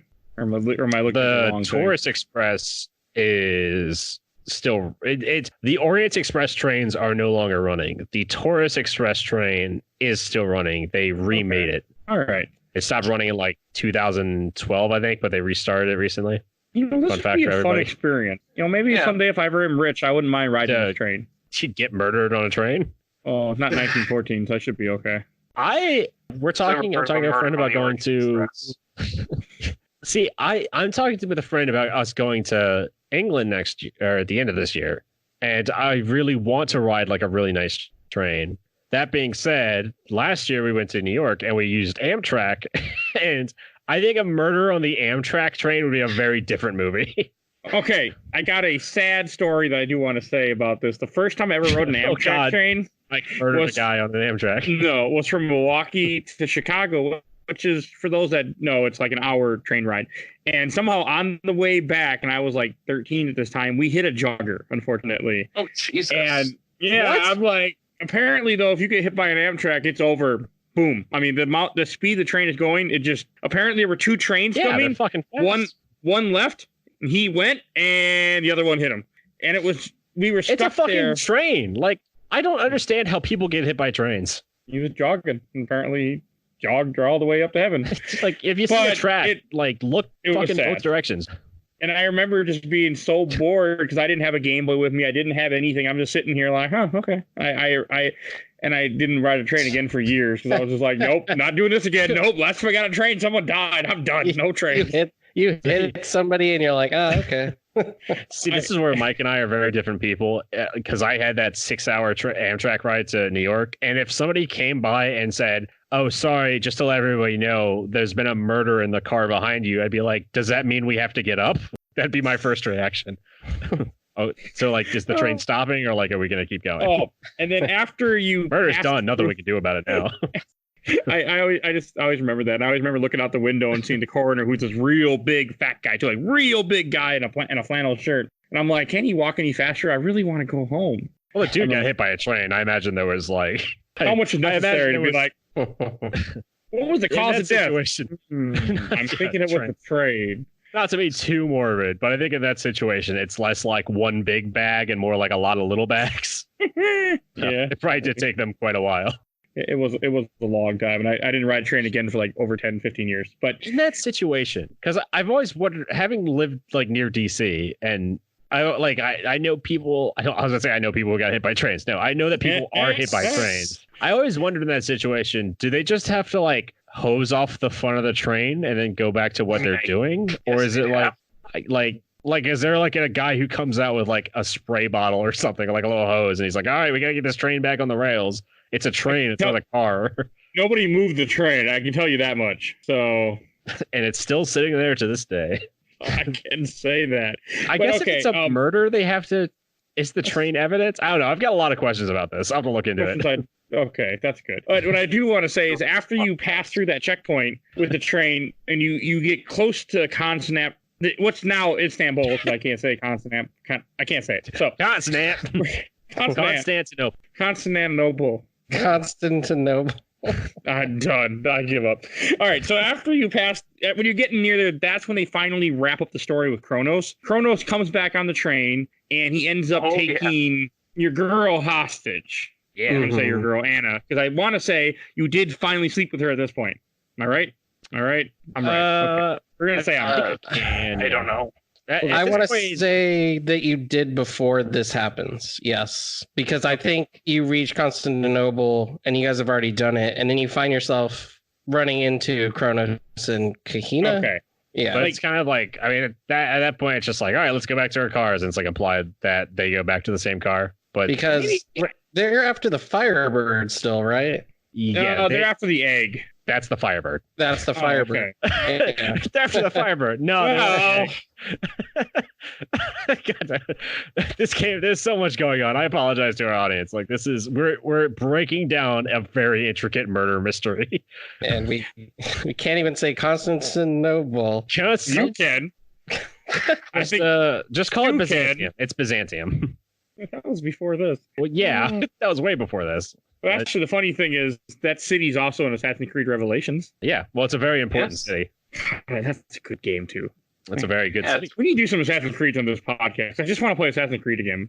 If anyone's interested in history at all, and you haven't read up on Constantinople or Istanbul, just like look up the history of that city, because holy shit. Yeah, okay. Byzantium. And like hold on. It was Byzantium, and then it was Constantinople, and then it was Istanbul. Whichever of those is easiest for you to say, stick to that. It's a great They Might Be Giants song. Yes. I sure know what you're talking about. Which is the best scene of Umbrella Academy. I've not seen it, actually. Oh man. If you like that song, then you gotta watch at least the first couple episodes of Umbrella Academy, because holy shit. Okay, so as I was saying, after Kronos shows up to stop Lavos. So after Kronos comes back, someone got that joke. After Kronos comes back, I'm not acknowledging you anymore. He puts Anna at gunpoint. They tell you to go get the egg. So then you go wander your ass back to the baggage car, get the egg out of the kennel. And this is when you finally find out what happened. So you give him the egg, and he wants you to open it. You have to do a puzzle, which is related to a poem that you got way earlier in the game that I never got somehow because I just completely missed it. Yeah, you have to give Tatiana. I never did. You have to give Tatiana the poem for her to translate, and you have to use that translation to know in what order you need to press the buttons on the side of the egg. And you don't realize that they're buttons until this kind of like up until this point. You can do it earlier, but. Yeah, because I think she explains too that the poem is specifically like a Russian fairy tale meant to scare children or something. Yeah, that's what Milos says, because he's like, I don't care. Like, yeah, it's the Russian book. Milos goes on this whole rant about it actually, where he's like, oh, the poem is like used by the aristocrats to keep the proletariat down. It's all about the boogeyman. Yeah, that's right. Yeah, and then Tatiana's like, oh, I'll translate it for you. Here's like an annotated copy. And after you open up the egg, and the egg transforms into a bird, into a gold bird. Yeah, this is a game. I mean, the game it starts off with Murder Orient Express, and it turns into an Indiana Jones game, and then at the end, it's like Indiana Jones and the Kingdom of the Crystal Skull, kind of. Yep. And then you blow on the whistle, and the bird attacks Kronos and his assistant Kahina, and it scratches them to death. I want to say it kills both of them. Yes. And when you see it scratches them and you escape. Oh, okay. It doesn't kill them? That's not what kills them. What kills them? We'll get there. Okay. I can't remember, but I'll say my part, then I'll have you go. And when you see the scratches on his face, that's when you realize that's what killed Tyler, because what we did not mention, when you see Tyler, he has a scratch right across his face and a bunch of... Yeah. It turns out he blew the whistle and the bird woke up and killed him. Mm-hmm. I like how they do that, too, because they don't like... Oh, I see. It's so easy, like, in movies and games to flash back to a scene where it's like, oh, the audience is stupid. We need to show them this thing like after we say it, so that, like they realize what's happening. Which I always hate that in movies where they're like, hey, in case you forgot, here's this thing. It's like, yeah, I know. I remember the movie. It was only an hour ago. Okay, I just read. So they jump off the train as you arrive in as you arrive in Istanbul in the 1940s. But anyway, real quick, hold on. It's just I like how they do that where they scratch up their face and you just go like, Tyler, and it's just like, oh, okay, that's what happened. It's like And meanwhile, I'm just like, is this real? Like, did I fall asleep and this is some insane murder? Because like, I'm following along, murder mystery.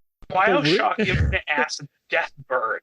The weirdest part is like you blow the whistle and it looks you in the eyes, and it's like, is this thing sentient? Like, there's a very brief moment where you're like, is this thing like? Is it like reading my mind or something? And it starts attacking him. It's just like, what the fuck is going on? We got to get the fuck out of here. It's very Indiana Jones. Yeah. Yeah. That's what jumped out the train car. Yeah. But what Stu was saying is basically it reveals that that's how Tyler died from the end. It's just such a simple line of him going like, Tyler. And it's like, oh, okay. Yeah, I understand. I fully get it. Thank you, game, for not like making this a 10-minute instance of flashing back to Tyler and then his face, and then you like investigating his face and going like, get it? Do you get it? I wouldn't have got it unless the game told me. I just hate when shit does that.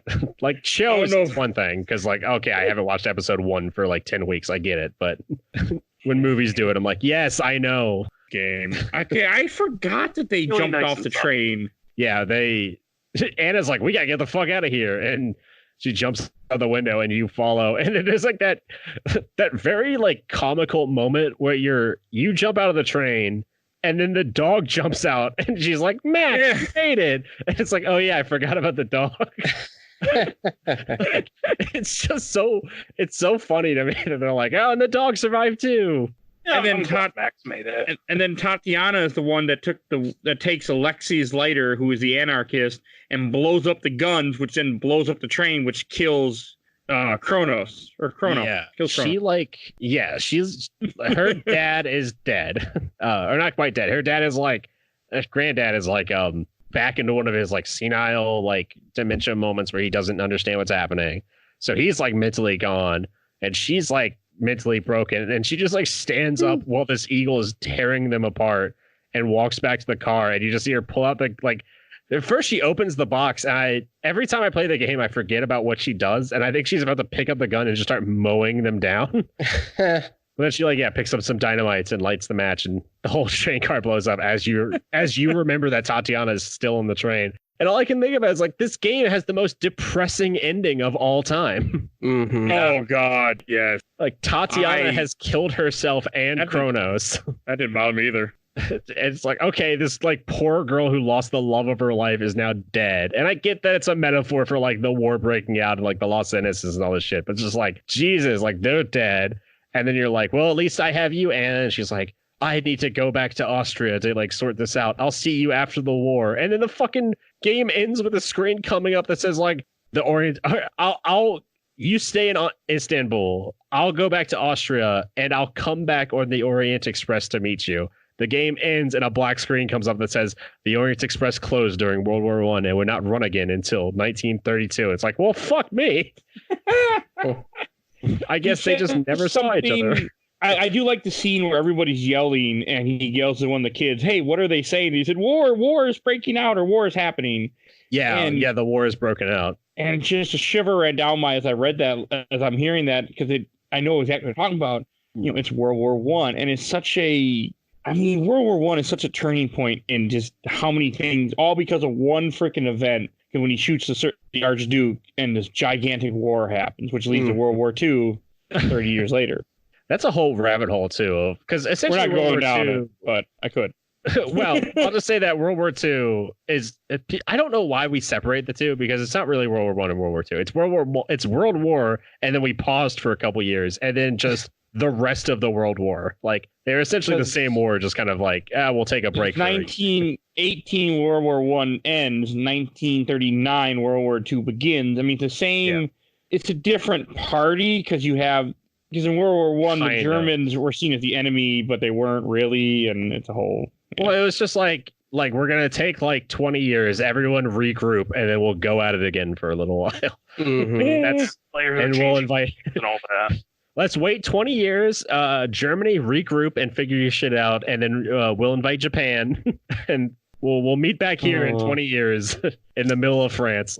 But I wonder if we were supposed to get a sequel. I'm assuming probably not, but I think a sequel, like they were kind of hoping. It's hard to find some information on this game. The devs were like, you can find a lot of interviews where they were like really excited about it, and they were talking about just. There's a lot of interviews where they're talking about like how excited they are about the game, how much like how interested they were in learning everything and like showing all these stories. So I imagine that they were hoping, like there had to be some hope that we can do more of these in this style if people really like this. Because the game came out and it reviewed very, very well. I imagine it would. Yeah, it got like 9s.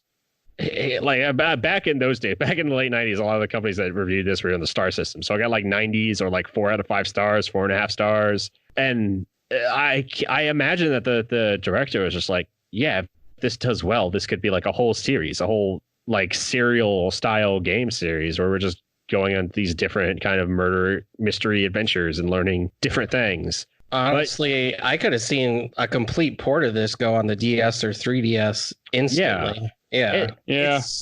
It's a nice little not game. On anything but console and mobile. Yeah. I mean, I think when they released it on mobile, it was the same kind of problem where he brought it back and he threw it out there just because there is kind of a cult following of this game. Like I'm definitely in that. And I was super happy when I saw that, but I was like, it's not enough to put the game back into the public zeitgeist. It's not enough to like get the name out there. Which is also a reason I put it on the show, because I was like, I want to get this name. I want more people to look into this game and see it, because I mean, the people who made this game are still in the industry. It's like they're still making stuff. It'd be cool to see somebody like put I don't know, not like get the band back together, but like make an effort to say like, okay, we're gonna make another Last Express game. I think you could do a really cool game today in this style. Oh yeah, absolutely. It's like the Amtrak Express. And the Amtrak Express, It starts off with a jogger getting hit, obviously. Yeah, you gotta find out. But the jogger was like carrying the nuclear codes. Yeah. Yeah, he was Serbian. Oh, guys. It's so unique, though. Like, how many games out there, like, have like a real-time, non-linear story happening that you're just kind of like, this is... there's a lot of mystery games. I've played quite a few of them. There's a lot of like, believe it or not, there's like a CIA. There's a CSI game for like every fucking version of that show there is, and some. There's so many CSI games. I own a bunch of them.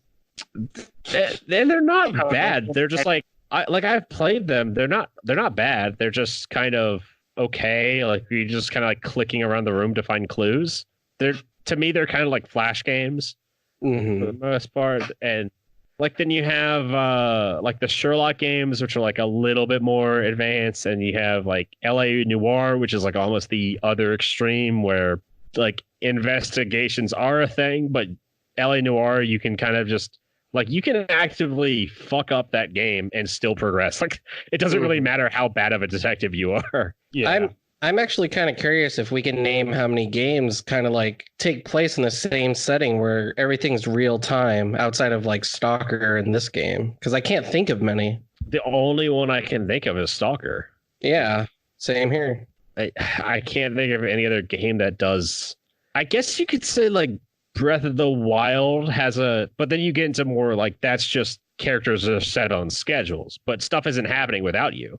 Right. Like, Oblivion kind of does it. The Elder Scrolls 4 Oblivion kind of has that going on, but you still need to be the active like participant to get to start instances. Mm-hmm. Stuff doesn't happen without you being there.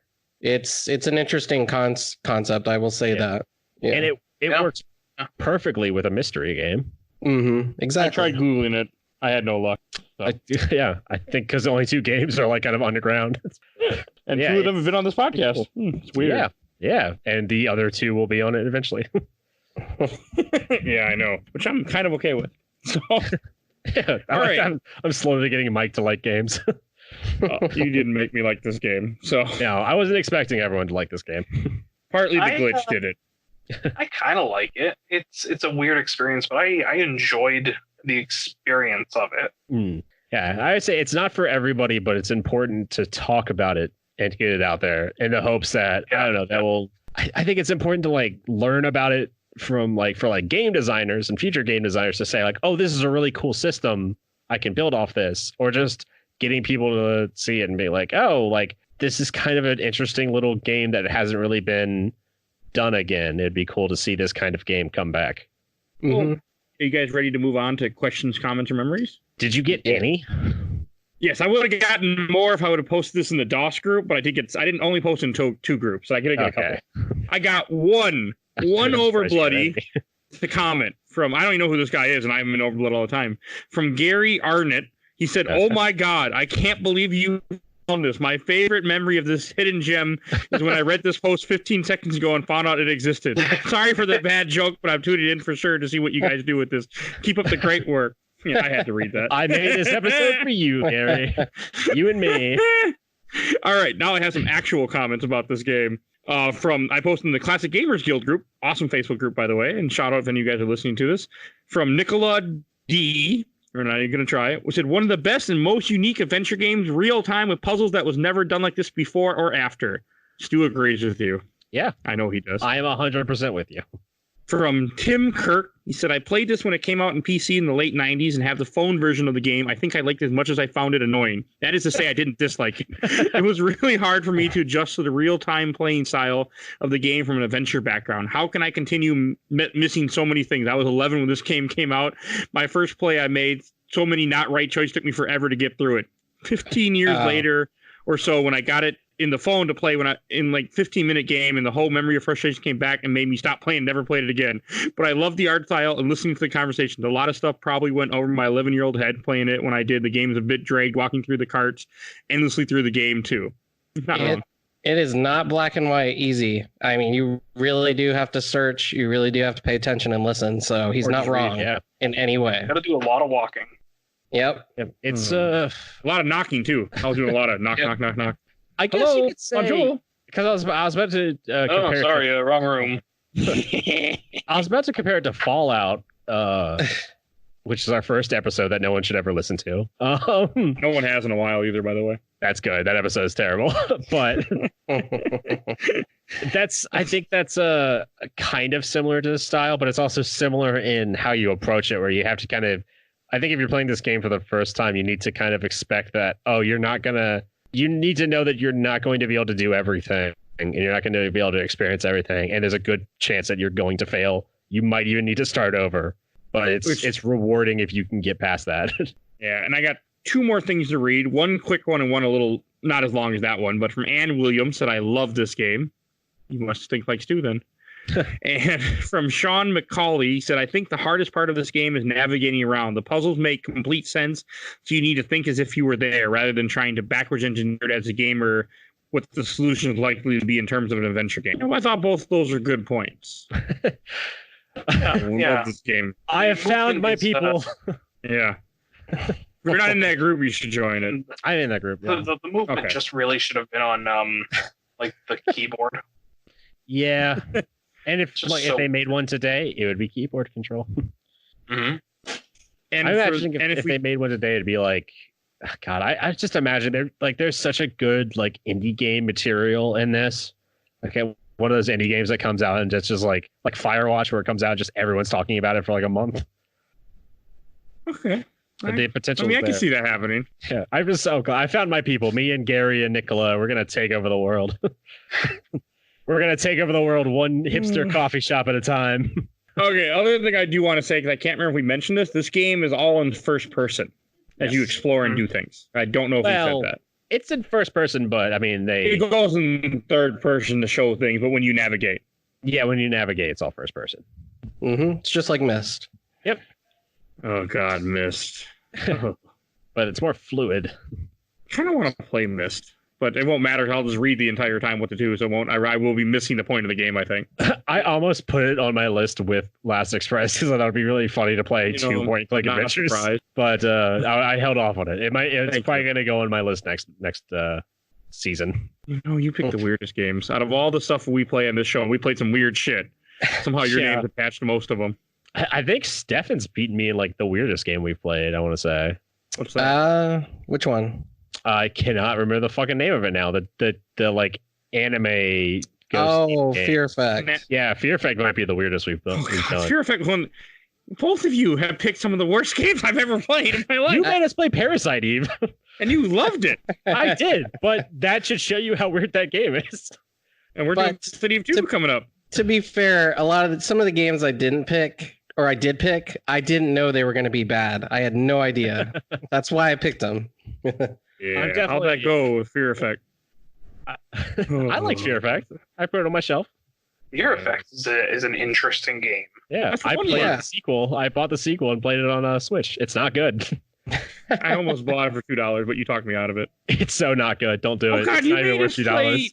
Penumbra Overture also. I forgot that was fucking terrible too. Yeah, and look forward to playing more Penumbra games in the future. No. And no, I forgot to mention this. I forgot to mention this on the Overblood episode. I should talk about this because on the Overblood episode, I mentioned how I had a list. My friend sent me a list a long time ago of like must-play horror games. And I was like, I should try to find that list again. Fucking, was it Friday? We were talking in the fucking chat, and I was like, holy fucking shit. You'll never believe it. I was going through these old flash drives in my desk, and I plugged one in, and I was like, what is, I found a list that was literally called playgamestew.txt. I opened up, and it was the fucking list my friend sent me, and Parasite Eve was on there, Fear Effect was on there. Oh wow. Overblood was on there. So like a bunch of games we've already played and a bunch more games that I had not considered that are all very strange horror games. So look forward to those on the list. Was younger Stu looking at that list like, fuck this? I probably hadn't looked at that list since I was like 15. Oh man. Yeah. And I saw it and I was like, oh, Mike is fucked. All the Penumbra games are on here. I'm sure Helene and Adam will come back when we do another Penumbra. I'm a hunter, yeah. There's a bunch of like player-made mods for Amnesia that are actually really, really good that were on there. I was like, ooh, that's like a whole series. I'm gonna be honest though, before we continue. When I listened to the Penumbra episode and I finished it, I was like, what were they talking about? What the fuck was that game? I have no idea what just happened. Yeah, that was me trying to explain the weirdness of that game to everybody. And they're spiders, but they're not really spiders, but they're spiders. Right. It's terrible. All right, I think we should move on to Shelf or Box. Okay. All right, and Stu, why don't you go first? Sure. We'll start positive. Yeah. I don't think I'll be the only positive one here, but yeah, this is absolutely going on my shelf. I mean, first of all, there's not really a box for this game anymore, but I remember loving the box art. It's the box art looks like something from Stalker, where it's like the big close up of the train busting through like the railings, and it's kind of like an old Art Deco look to it. I mean, the whole game is like Art Deco in its look. They recreated the Orient Express train car, and it looks so strong, and the character models have that like fluidity to them that the game just has a look that's completely unique. Nothing else resembles this game. Like the sound is great. The murder mystery is so cool. There's so much going on. And the fact that it's a real-time world, to echo the listener comment, whoever said that, so I can't remember the name. That's okay. I can't either, and I read it, so don't feel bad. We love our audience, but we can't remember you.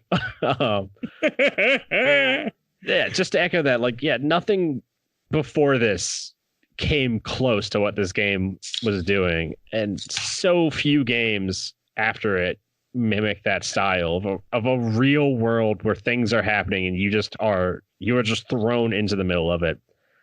I really love like everything about how this game was made and what they were trying to do and what they accomplished, and it sucks so badly that they just got screwed. It came out at the wrong time.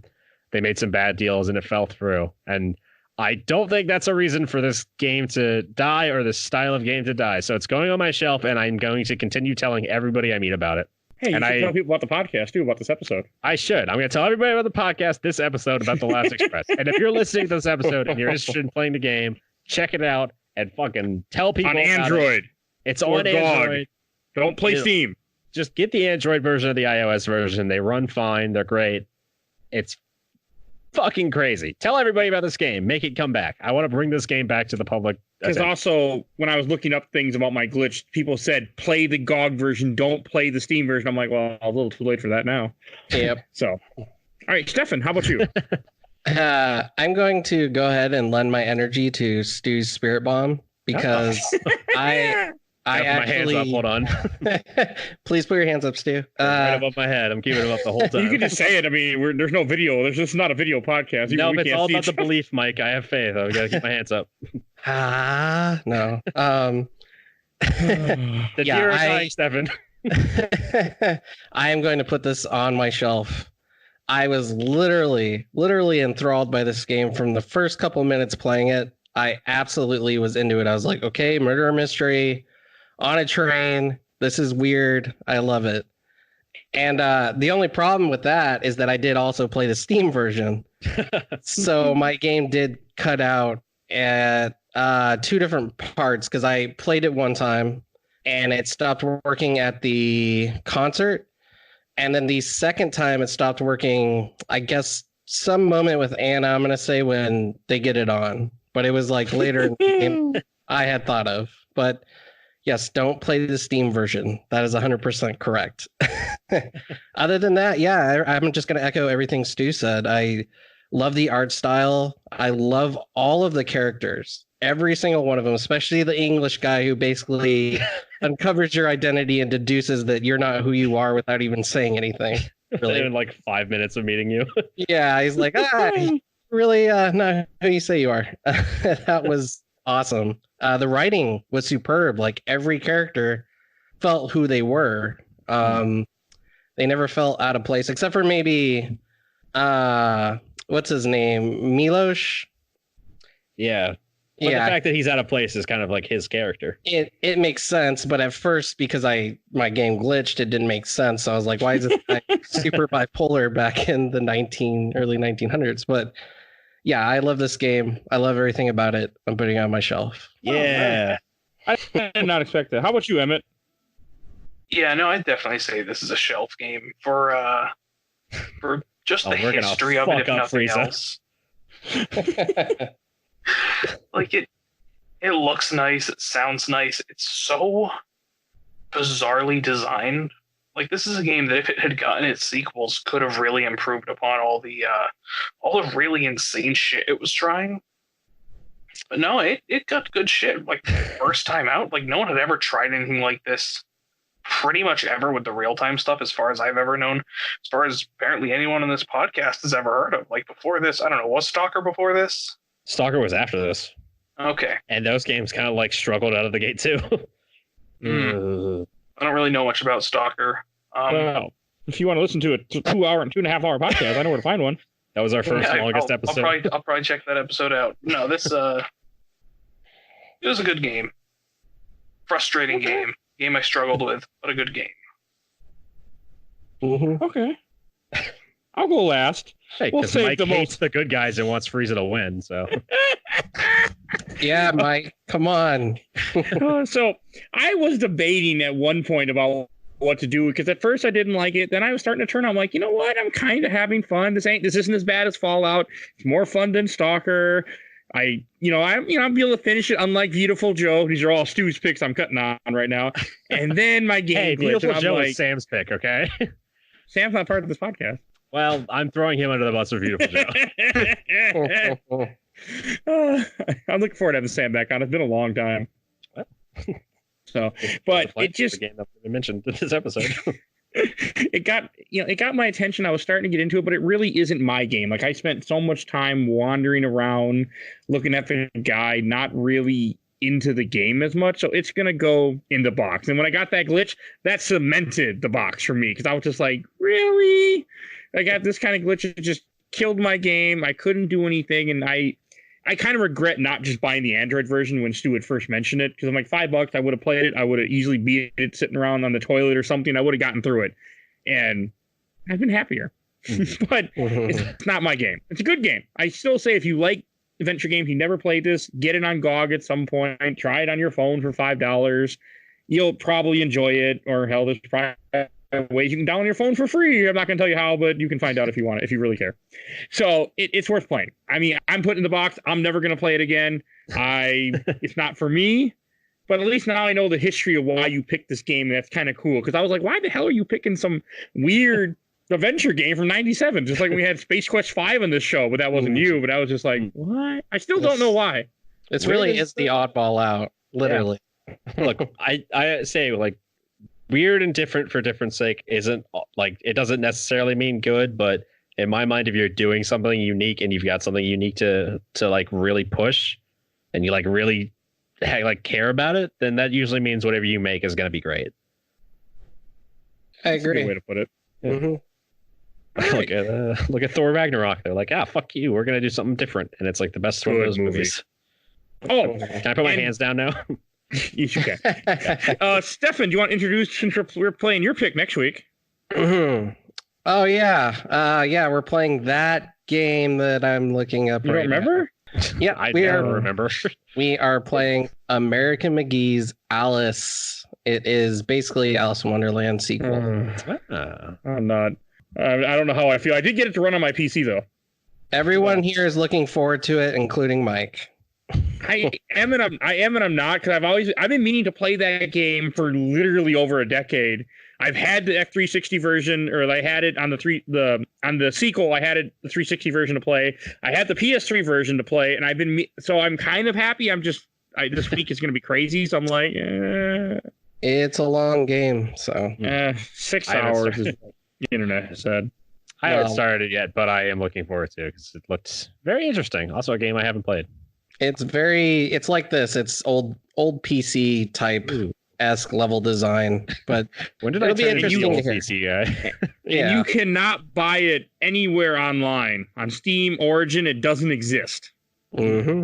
There are other ways to get it, which Google can help you if you're curious, but you cannot buy it legally. So since they will not sell it to you, Google. Well, I think That's all I'm gonna say. Yes. I think there is a version on PS3, like on the PS4. Yes. On like PS3, digital collector's edition, or the sequel comes with the first one, or something like that. Just the regular version does. If you have the regular version, you can play. If you have the sequel, you can play the old game. Just automatically now. It's free download. It's free DLC. Mm-hmm. Okay. But other than that, there's no legal way to play it on PC these days. That's weird, because it's published by EA. And yeah, but they won't re-release it for some reason. They did at one point. It used to be available on Origin, and they just took it off. Even if it will even say, I think, if you buy the sequel, which you can, that it was supposed to be part of it, they just delisted it. It's no longer there anymore. I'm gonna go ahead and say it's because they probably had a falling out with American McGee. I'm just gonna say that's probably what happened. It's something. This is the same thing I say about everything, though. Like, if you're a company and you want to stop pirating, make the thing easier to buy. The easier you make something to buy, the more willing people are to buy it. Like, I mean, I have bought the game two or three times. So I don't feel guilty playing my version, because I want to play on PC, because I own multiple copies of it. I just don't want to play. I want to play on my computer. I just say, like, my new thing. Anime. Yeah. Look at like what's happened with anime in the last 10 years. Where if you like, it used to be if you were wanted to watch any fucking anime, you had to pirate it. You had no other like choice. Mm-hmm. And since like Crunchyroll and Funimation and Verve and everybody came out and they're like, I mean, Hulu is big on getting animation now. Same with Netflix. Since they like made everything way easier to like put out on streaming across the world, aside from Studio Ghibli, which just fucking doesn't want to release anything for some reason. But but yeah, if you make something easy to get, if you make something purchasable and throw it out there, people are gonna buy it. Mm-hmm. Yeah, you'll still have like the holdouts of like a couple of people being like, no, I'll pirate it because blah, blah, blah. It's like, no, just make it easy to buy and people will buy it. There's literally no excuse why, especially old games, can't be ported onto new consoles. And I know Nintendo's they're big sissies about that for some reason. They don't want to put their old games on new consoles. I don't get it. They don't like money. It's just money. Every now and then Nintendo comes out with something and you're like, oh, sweet. Like, are they actually going to start porting a bunch of old stuff? And it's like, oh, no, they're only going to do like 20 games that they consider classics. Don't get me wrong. I love the SNES Classic Pack on the fucking Switch, but throw more shit on there, Nintendo, please. For the love of God.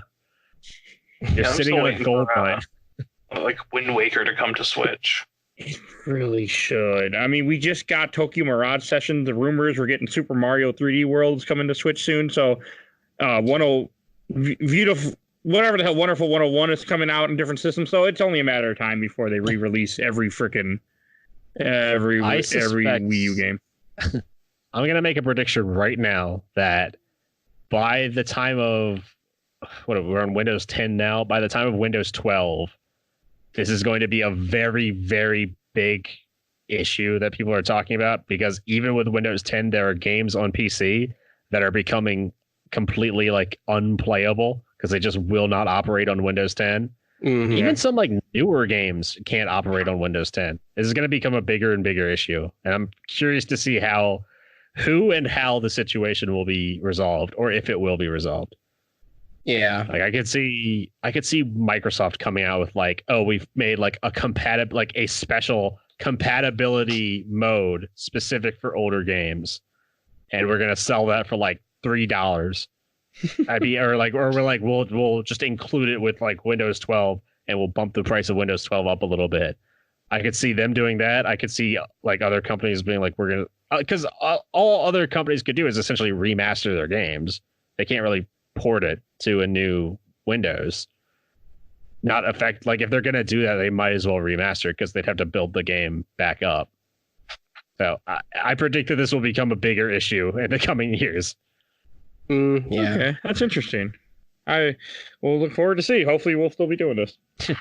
I hope I'm wrong. I hope it's not a problem, but I can see it happening. Oh, two things I want to mention before we wrap up. First, for anyone listening to the episode, we will have the Labyrinth episode will be being published a few days after this gets published. So you can look forward to that. We did almost 3 hours of me, Stu, Helena, and Tiff talking about Labyrinth. Yeah, it's a dark episode and we go some places. So please listen to it. The perfect encapsulation of me and Mike. That was a fun episode. That was a dark episode. Oh, God. I mean, I have a disclaimer in the beginning of the episode. There's a disclaimer when you first turn on that episode. Yeah, we go all about what the hell they were trying to say in that movie. No. So stay tuned for that. Also, I'm very curious about that now. It'll be up Friday. All right. Friday night. We go into a lot.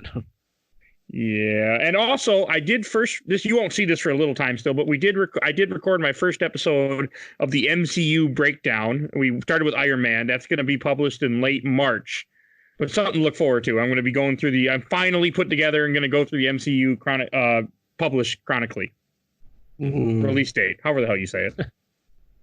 So something else to look forward to. And then the two guys that joined me, because to give these guys a break, I had Bill Tucker, who was a guest on 2 of our episodes, Fear Effect and Friday the 13th. We must hate him. We put him on 2 terrible games.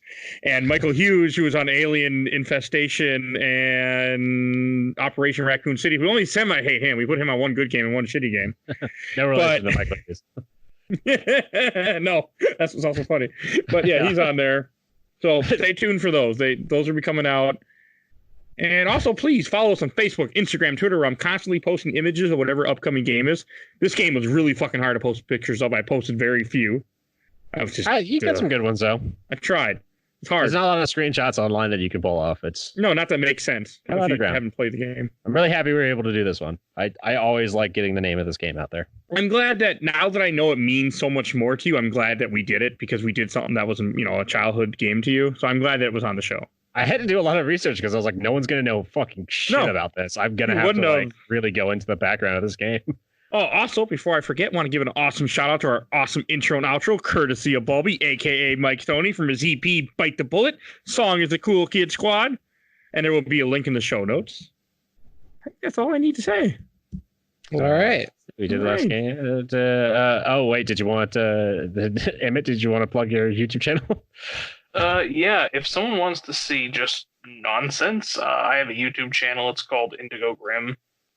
It's just me playing Grand Theft Auto, and I just edit clips together of just, there was not a word for it. It's just nonsense. It's like little edits and clips. Yeah, I was like, I know we're forgetting something, but I still think we're forgetting something else, and I'm gonna realize it 10 minutes after I shut off Skype.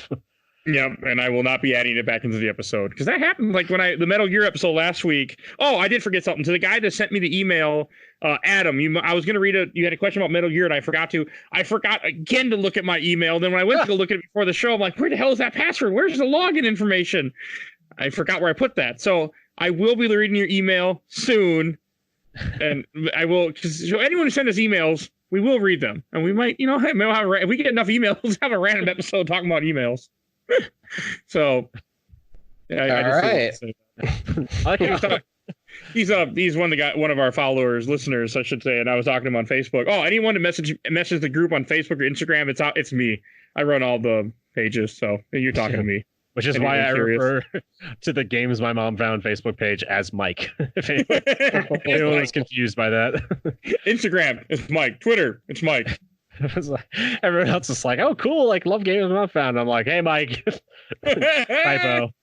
I usually never call you out on that stuff. If I see one, I'm like, it's just all typo. I don't care. But oh, good God. Oriental Express, I thought was really funny and worth mentioning. That was funny. I mean, I sometimes I feel like a traveling salesman running around a different Facebook group going, have you heard of Games My Mom Found? Have you heard? That's what I feel like. Did you get the app yet? That like you can just do all that at once? Not yet. I think you got to pay for that. Oh, do you? Oh, okay. I think I've looked at some of the stuff that will let me post things ahead of time. Oh, another quick shout out I want to give. I can't remember his name all of a sudden, but one of the Overbloodies actually approached me. He's thinking about starting his own podcast soon. That's cool. And I thought that was cool. So anyone ever has questions, please feel free to contact me. I'll help you. Especially if you know me from one of the Facebook groups, I'll answer any question about podcasting. There we go. All we had to do was talk for 10 minutes for one of us to remember something that we were supposed to do. Yeah, it's funny how this works. All right. I kind of miss we haven't had a bullshit ending in a little bit because I've always been in a rush because these last few weeks have just been too much for me. But it's coming to a close. Oh, also, we should give a shout out, or not a shout out, but our next comic episode coming up here is the longest ending to the show we've ever had. Oh, my God. We're doing Daredevil Born Again coming up here in a little while. That'd be one thing to look forward to for you guys, too. It's supposed to be a surprise, Mike. What happened? Oh, now you have to cut. We already recorded it. Time code 22029. I'm not deleting it. Should we? Okay, I'm not writing it down. Should we all exit the episode making train chugging noises? All right, let's just leave our mics on and everyone walk away from the computers. And we just keep talking while we're walking away. You can just, as if you're just disappearing down the train. Yeah, all four of us take phone calls at this point, separately from each other. All right, we'll see everybody later. See you next week on the Oriental Express. Bye. I did it wrong on purpose. Bye, everybody. I'll whistle.